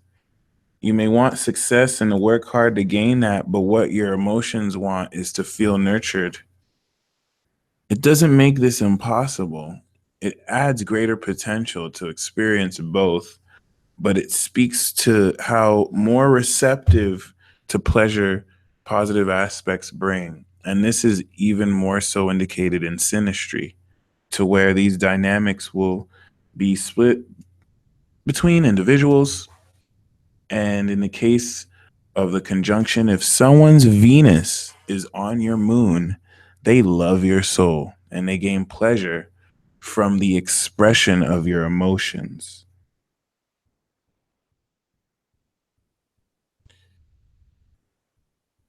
As such, positive aspects will make you receptive to the level of pleasure one sensually expresses or receptively expresses, or really the beauty inherent. Whereas challenging aspects will need some sort of compromise. Ambitious pleasure we now see with Saturn, which adds a very powerful level of karma to how one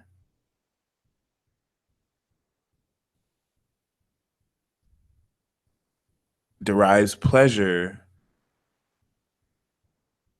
in the success of their achievements or in the achievement or the achievements of success.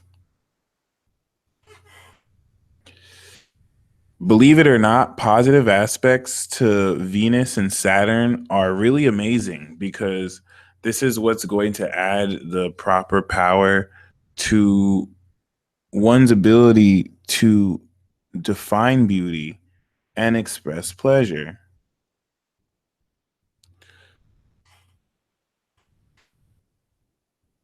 It may flesh out more emotion and romance, but add a level of stability that pushes one forth.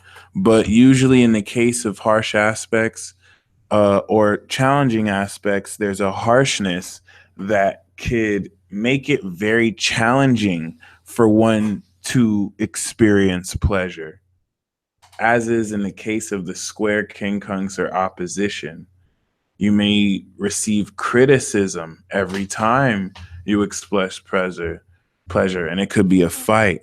Versus in the case of the trine or sextile, which opens up a lot of grounding for the expression so that it's a lot more controlled, as is in the case of the conjunction, which is very stressful because of the pressure, but definitely adds a powerful level of control to how one expresses their pleasure.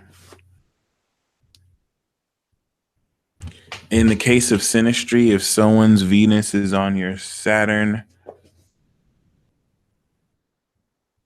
they may find very pleasing the level of stability you gain or your work ethic or ambition, but this could also be a very conflicting position where you limit or restrict their capacity to express pleasure because they're going to want to be more serious around you. When we now take into mind Uranus, we bring into account advanced pleasure. And this is going to really make eccentric and weird the level of love and pleasure experienced, where tight aspects to these planets or through transits will also bring with it a very erratic and unconventional nature to how one finds pleasure. If anything, there can't be anything normal about it, or it won't really awaken or rather please the heart. In any aspect, this is just going to indicate varying levels of weirdness to where positive aspects align the uniqueness of one's pleasure in a palatable way that is not contradictory to what one intends, where squares and oppositions could just make it very weird or unpredictable in ways one can't control. If anything, Venus square Uranus could indicate very unconventional tastes that don't necessarily others may not understand. But once again, this unconventionality speaks to the advanced nature of how one derives pleasure, which may incorporate techniques and knowledge or literal channeling of higher energy that others may never know either. If someone's Venus is on your Uranus, they're going to gain a lot of pleasure from your sense of unconventionality and your weird self, your eccentric self. And there could be a very electric feel to the relationship too.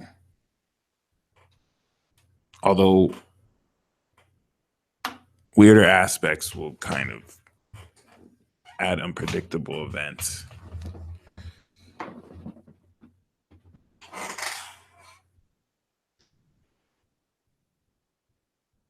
Venus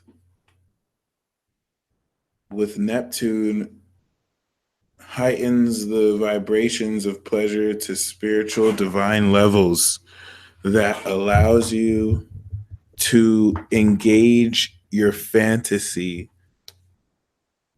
and also stimulate one's imagination in the strangest of ways.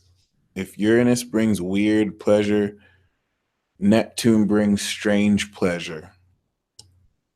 But a lot of this is really much more so a very personal level of the application of one's imagination when aligned with the heart. However, harsh aspects, challenging aspects to Venus and Neptune can make one very illusioned when it comes to romance and expressing pleasure. This is where we're also going to get into substance abuse that alters one's states of mind, where in the case of the trine and sextile, it's done so in a way that's beneficial for the person. If someone's Venus is on your Neptune, then they tap into a very divine part of you, and there's a psychic connection maintained through the heart. Whereas in the case of Uranus, they can channel an authentic part of you. In Neptune, they're connecting to a divine part of you. But this is only maintained with people who you trust, because this could also be deception with someone you don't trust. We now get extreme pleasure in the case of Pluto and Venus. This is what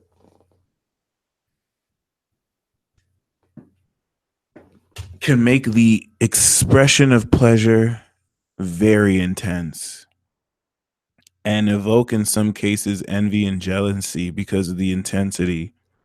You'll find sexual tension is evoked when Mars or Venus interact with Pluto directly. In the case of the square opposition, this intensity can bring outside influences that add from a range of obsession or even hatred. When one expresses pleasure, you can have people that are either obsessed with that expression or literally hate you for doing that.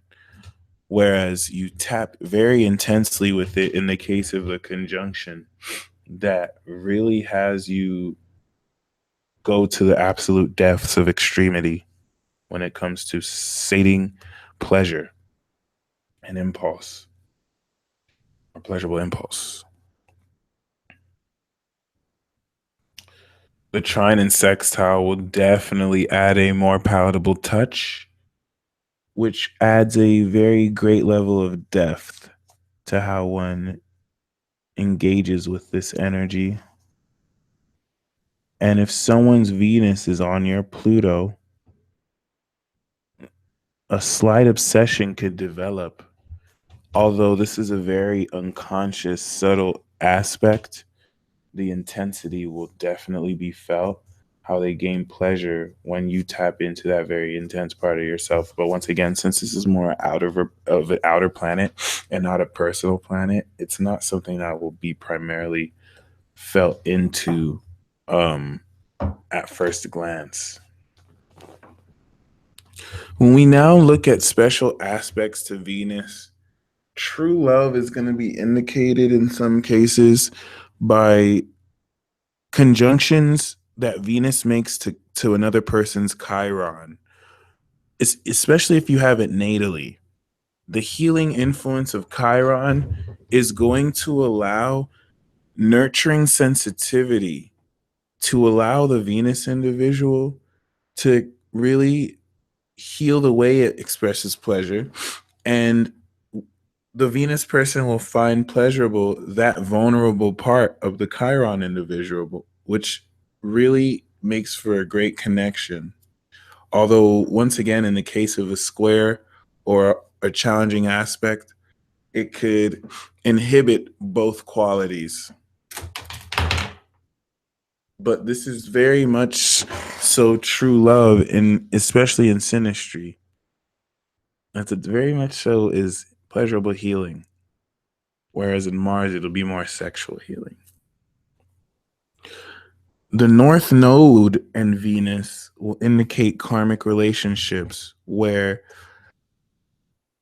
one's pleasure will be developed by the influence of the North Node, especially if you have Venus on the North Node natally. It's your destiny to develop your sense of pleasure and any skills related to such. If you want to look more about karmic, like fated relationships, that's more Juno nodes. And it's very important because in the case of synastry, the node person, or rather the Venus person, is going to develop the qualities that the node person needs. Whereas the node person is going to help the Venus person move forward.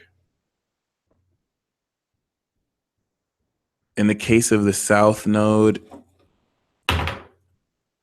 the Venus individual will more or less highlight qualities that have already been mastered and really gain powerful familiarity, as this can indicate a past life lover of some sorts in some rare cases. We look to Lilith and Venus now and to indicate an erotic sense of pleasure, to where, in the case of the conjunction or even trine, the expression of one's pleasure induces a very erotic sexuality that it can sometimes be near obsessive to handle.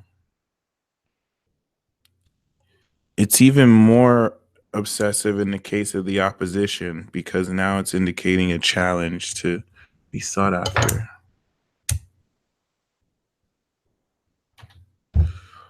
When we speak of Venus proficiency, you want to look at the decan someone's Venus is in to know what capacity they have mastered love.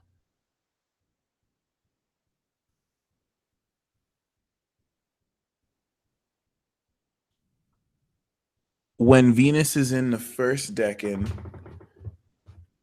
up until the first 30 years of their life, they're gaining experimentation. This first decan allows someone to be very quick in the way they express and fall in love. Although, once again, the whole notion of falling in love is not a real accurate representation of love, but more so a function of engaging in pleasurable activity. In other words, infatuation would more be Venus than love.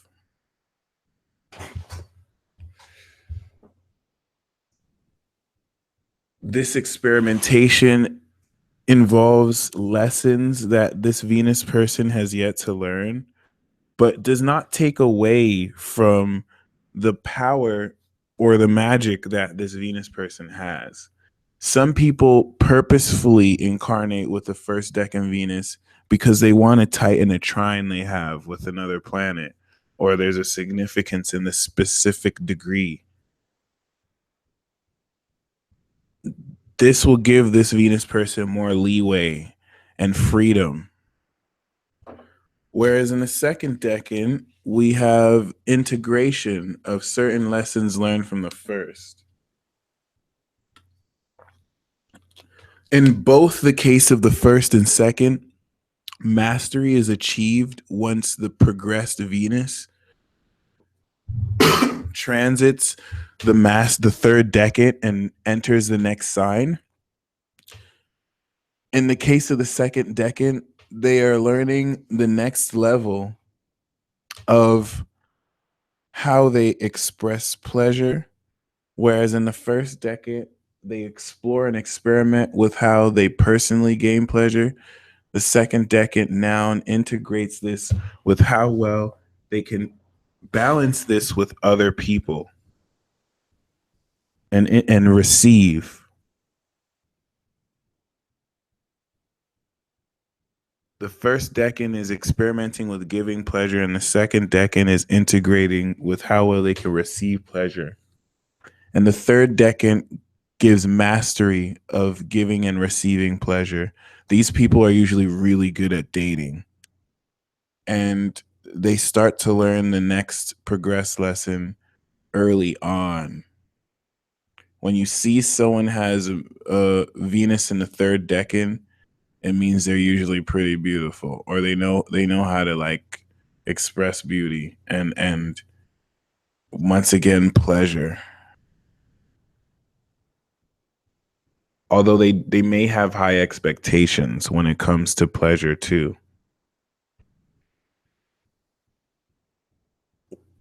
Fun love techniques you can engage in. One of such is the telepathic heart technique.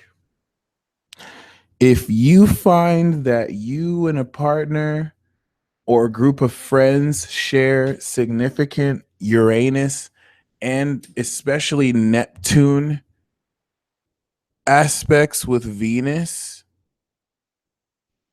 then you can engage in this telepathic heart technique where, similar to Mercury, instead of a thought, you both tap into what each other's hearts are experiencing and feeling. This is really good to engage deeper intimacy for those of you in relationships, and especially to gain greater sensitivity if you speak different love languages, which leads right into the love language sync game, where this primarily involves learning the love language between you and another and finding ways to gain compromise and balance. You'll find if you have the exact same love language, it's very easy to sync. Versus, and if you have the same element, you'll find your love languages complement very greatly. Versus if you have different love languages, the sync game will involve finding ways to compromise and balance the way you both speak your love language. And there really aren't any rules to this game. The sync game is just an analogy for implementing techniques to do so, but really involving the understanding of each other's love language. Here's one example. You can find a way to take you and someone else's love language, and the nature of this sync game is to express your pleasure in a way that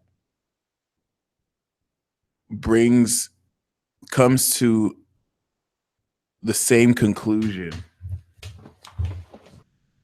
and kind of examine how in cases where your love language differs, it's very hard to do so.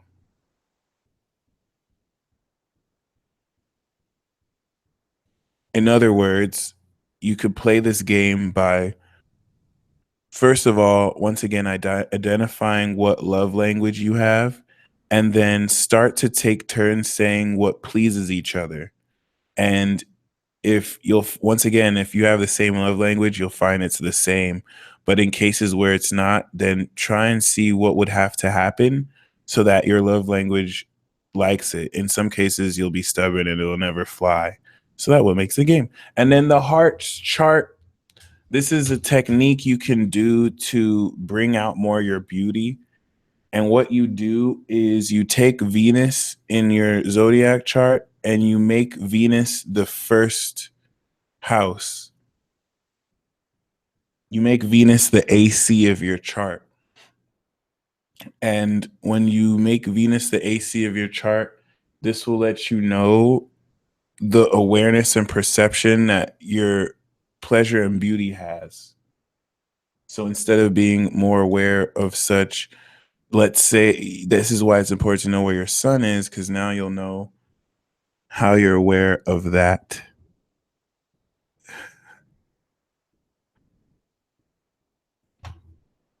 And finally, before the Q&A, let us engage in the Venus initiation. This Venus initiation is going to be a simple recall into how you tap into your pleasure. This isn't a Saturn initiation, so we don't necessarily need any commitment. It's just more of a initiation into opening up more pleasure. We're not going to say any intentions. We're not going to say any prayers. All you have to do, it's more of homework. In the beginning, I asked you to write down your Venus, or in your head, what's your Venus sign and house and what does it mean to you? Now that we finished the webinar, has that definition changed? Or what more do you understand about your personal Venus? This is your personal capacity for pleasure. And it's going to open up a greater ability for you to not only give this, but receive it now that you know how to understand your personal love language in relation to others. As such, to initiate into Venus or with Venus, I want you to decide on 3 things you will do to that engages your Venus to please you. 3 things that you're going to do to please others you're in friendships or relationships with. And 3 things to give back to your heart and to please your heart. In some cases, you may find that pleasing you is pleasing your heart because your sun is conjunct Venus. But in other cases, you may find they're 2 different things. And that's the Venus initiation. Thank you once again for joining me in this webinar. I am now open for taking questions. And I really hope you gained quality from this webinar.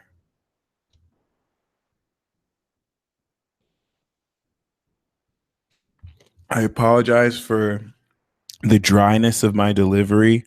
I'm going to blame the moon in Virgo on this one. But yeah, we got the job done.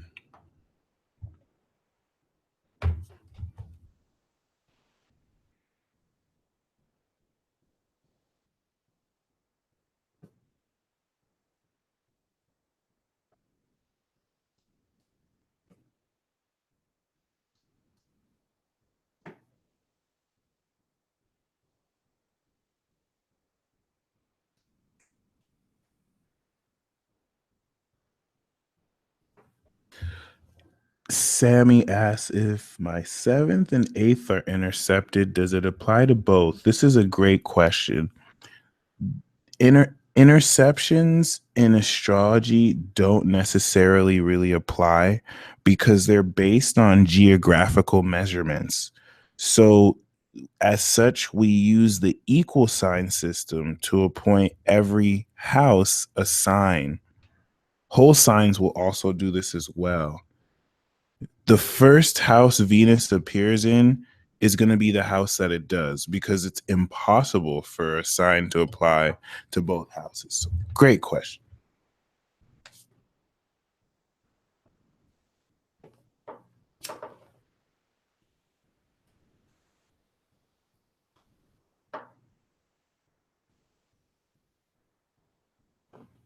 How to connect with the Venus in Gemini as Venus in Aquarius? My Venus falls into Gemini's eighth. Khalil, just you expressing your knowledge and the way you gain pleasure with that will stimulate her mind to connect similarly. Know that the eighth house influence will draw out greater trust the more knowledge you trust her with. So the more you kind of open up greater trust in the knowledge you drop, the more it'll stimulate her heart. Great question. I have a pretty loaded Venus. How would you interpret that? This is going to give you so much power and skill over the way you express your pleasure and beauty and gain awareness through. And all of the ability that you possess, because the main mode, Urethra, of how you produce content has everything to do with how you wrap your beauty and pleasure around this. So this is all a part of your destiny to really gain stability through the talents of your beauty. Dream as, is it spiritually ethical to use the telepathic heart technique with someone you are not in relation with, but have a powerful energetic connection? Very good question, Deep Dream. I'm not going to say if it's spiritually ethical or not, but to answer this question, you want to ask if someone else who wasn't in relation to did it with you, would you feel right about it? And if you wouldn't feel right about it, then I wouldn't do it. But if you genuinely wouldn't feel bad about it, then yeah. As far as if it's spiritually ethical, because you're interacting with the non material realm, it's not black or white. So that's a really good question. Venus and Leo in fifth house, Lilith in Aquarius. Who is compatible with placement? You want to look to Libra and Gemini energies being compatible because of the mental understanding and expression. Aries, of course, will, but in some case, sometimes Cancer and Scorpio, if they need to clash in a challenging way. But theoretically, we're going to look to Gemini and Libra placements, as well as actually other Leo and Sagittarius too. Not Sun though. We want to look to other planets like Mercury, Venus, and Mars. I have only two questions: who and when? For true love, long time partner. Unfortunately, Margaret, I cannot tell you who. Um, I would have to pull a card, but I do get for you this true love longtime partner is going to have everything to do with you and how you're identifying yourself. It's kind of cool for an Aries. This is definitely going to come longer than you wish and sooner than you think. Venus and Mars trine. Venus trine Mars is amazing actually because it fully expresses one's desire through pleasure and is super great artistically. It adds a very talented nature to how you can pull out your skills through such. And especially with synastry as well. In the case of synastry, The this is almost better than the conjunction because there's going to be a sexual passionate explosion to how one's pleasure complements the other's desire.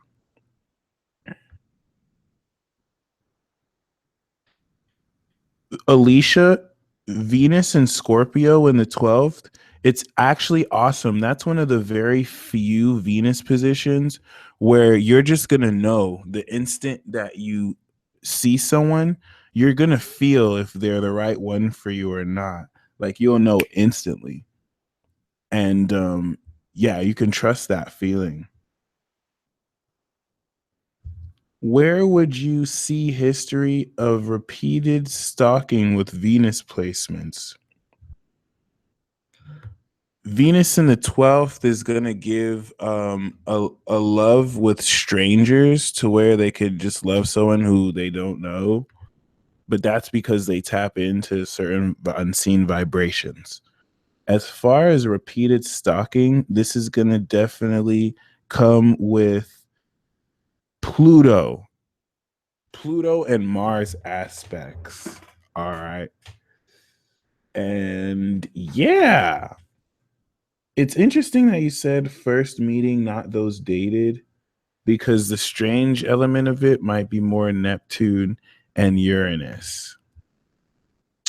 I see you, Alicia. Okay. Thank you very much. Thank you very much, everyone, for once again ordering this webinar.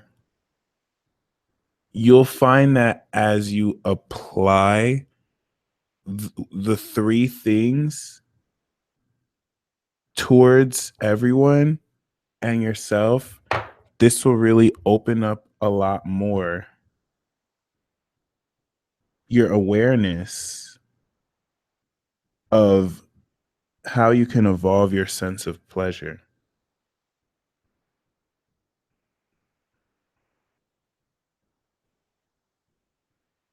I can answer like five more questions, starting from Khalil. Khalil asks, can you explain Venus sextile moon and Venus trine North Node and Chiron? Venus sextile moon is going to open up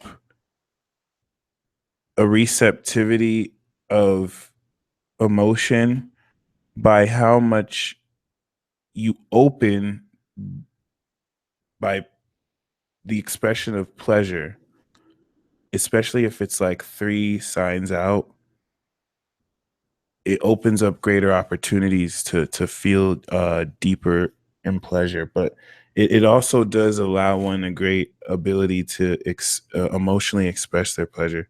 And Venus trine North Node and Chiron is going to align your sense of beauty to the your karma and what you're healing, but it's not it's better to speak of that in context of something, to be honest, because the trine to both will depend more on current transits.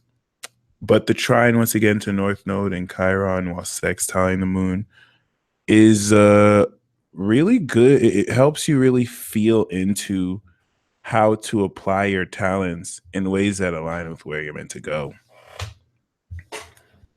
Thank you guys once again for tuning in to this webinar. I'm going to end this here. You all stay blessed once again, and peace.